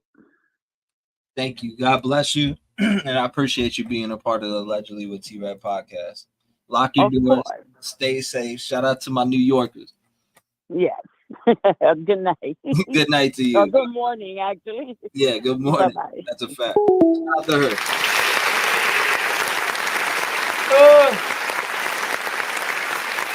If we have a clear alibi, then there wouldn't be a crime squad. It shouldn't take another year for his defense team to present that, right? Ain't no doubt. Ain't no doubt. I know that today we're supposed to get that alibi, right? And we'll see how that plays out.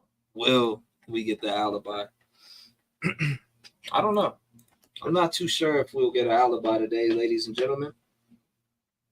But I do want to say shout out to everybody that was in the stream today. We've been on for 3.5 hours. I will be live every day.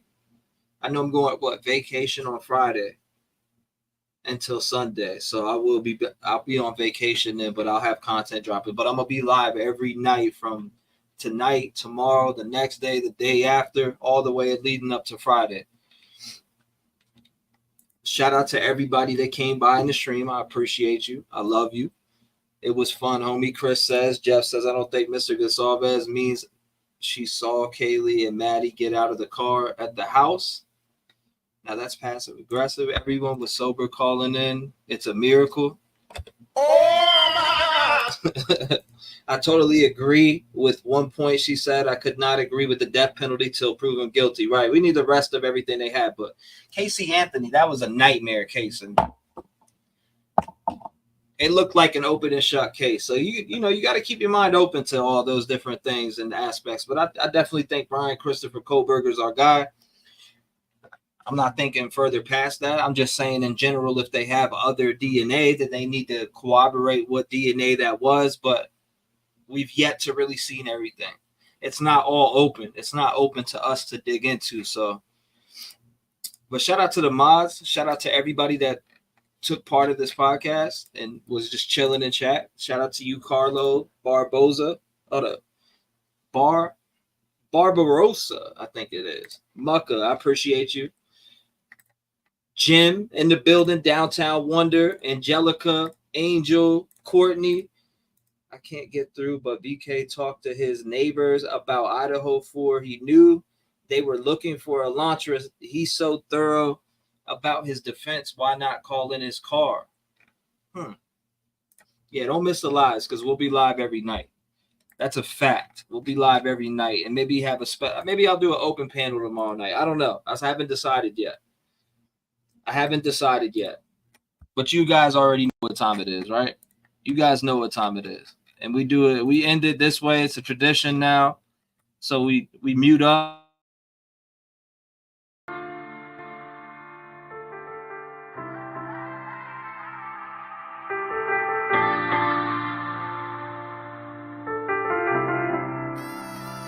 I count my blessings for the days when I was down losing faith. They made me patient.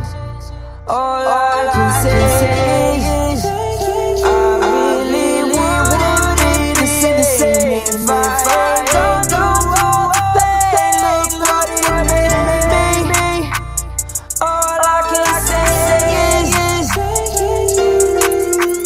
it wouldn't be the same with none of y'all by my side. You hold me down every day and it makes me strive. I wake up and look forward to doing these lives. A lot of y'all really came and opened up my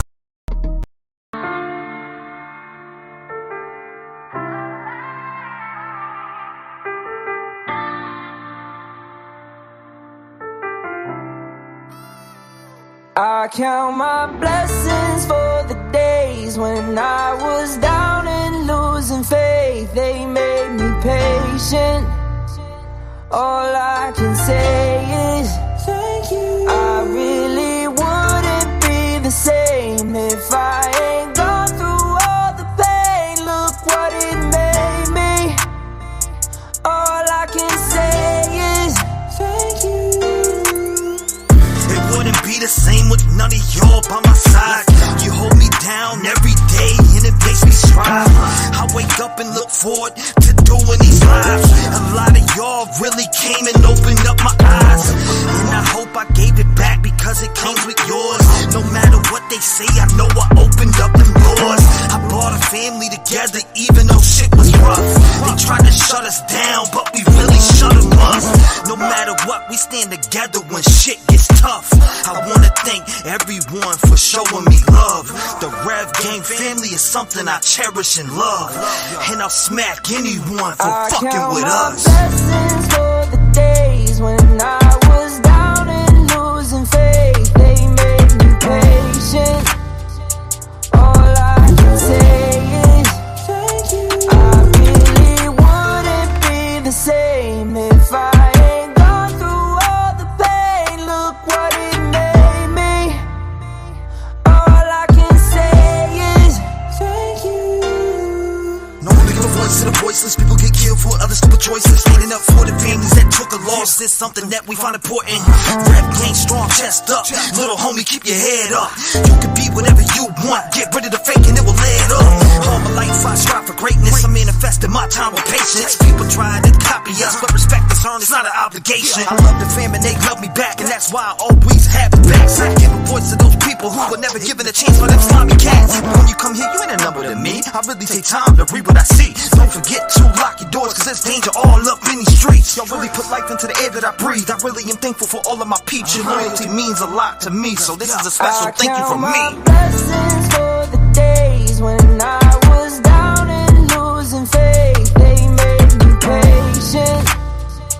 All I can say is thank you. I really wouldn't be the same if I ain't gone through all the pain. Look what it made me. All I can say is thank you. Thank you. Thank you.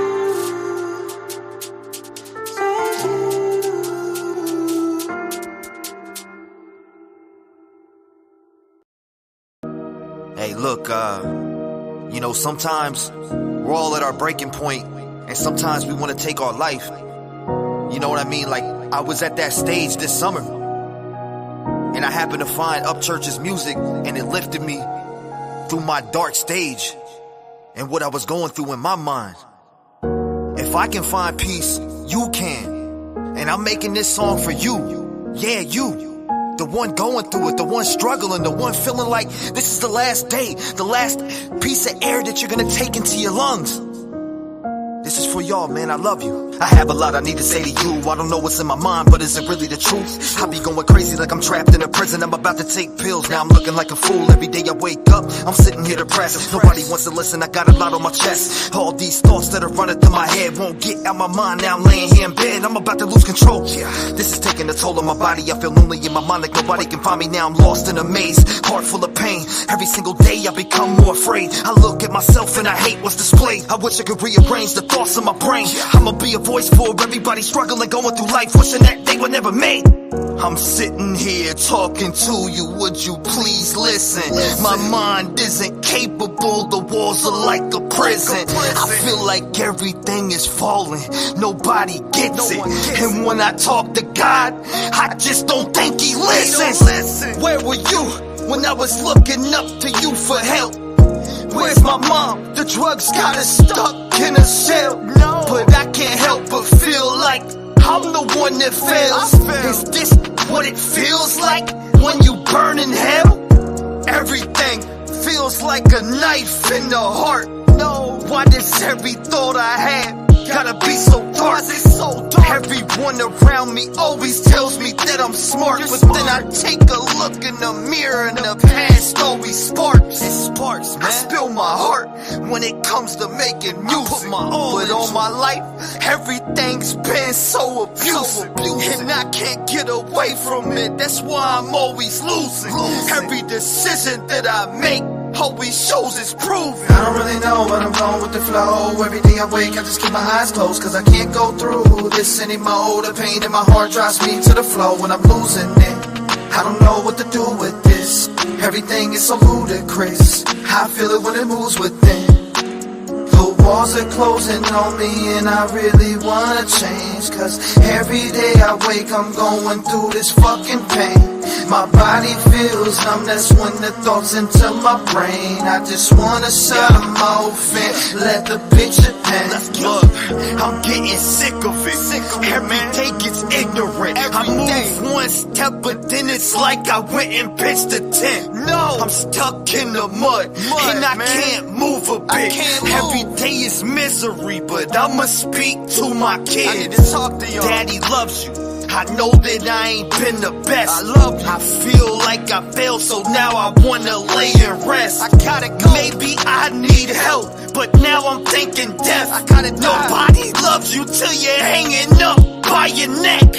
Why do we have to die to be the best? Why can't God call us back or even answer texts? I spent many nights on my knees praying that Jesus would come take us to the light so we can go and rest. Look, man, if you ever think you're gonna kill yourself and you feel like you're falling down, don't ever hesitate to reach out to get help, because you can be that person. I was that person, and if I can do it, you can. I love y'all, man. Rev Gang 2020.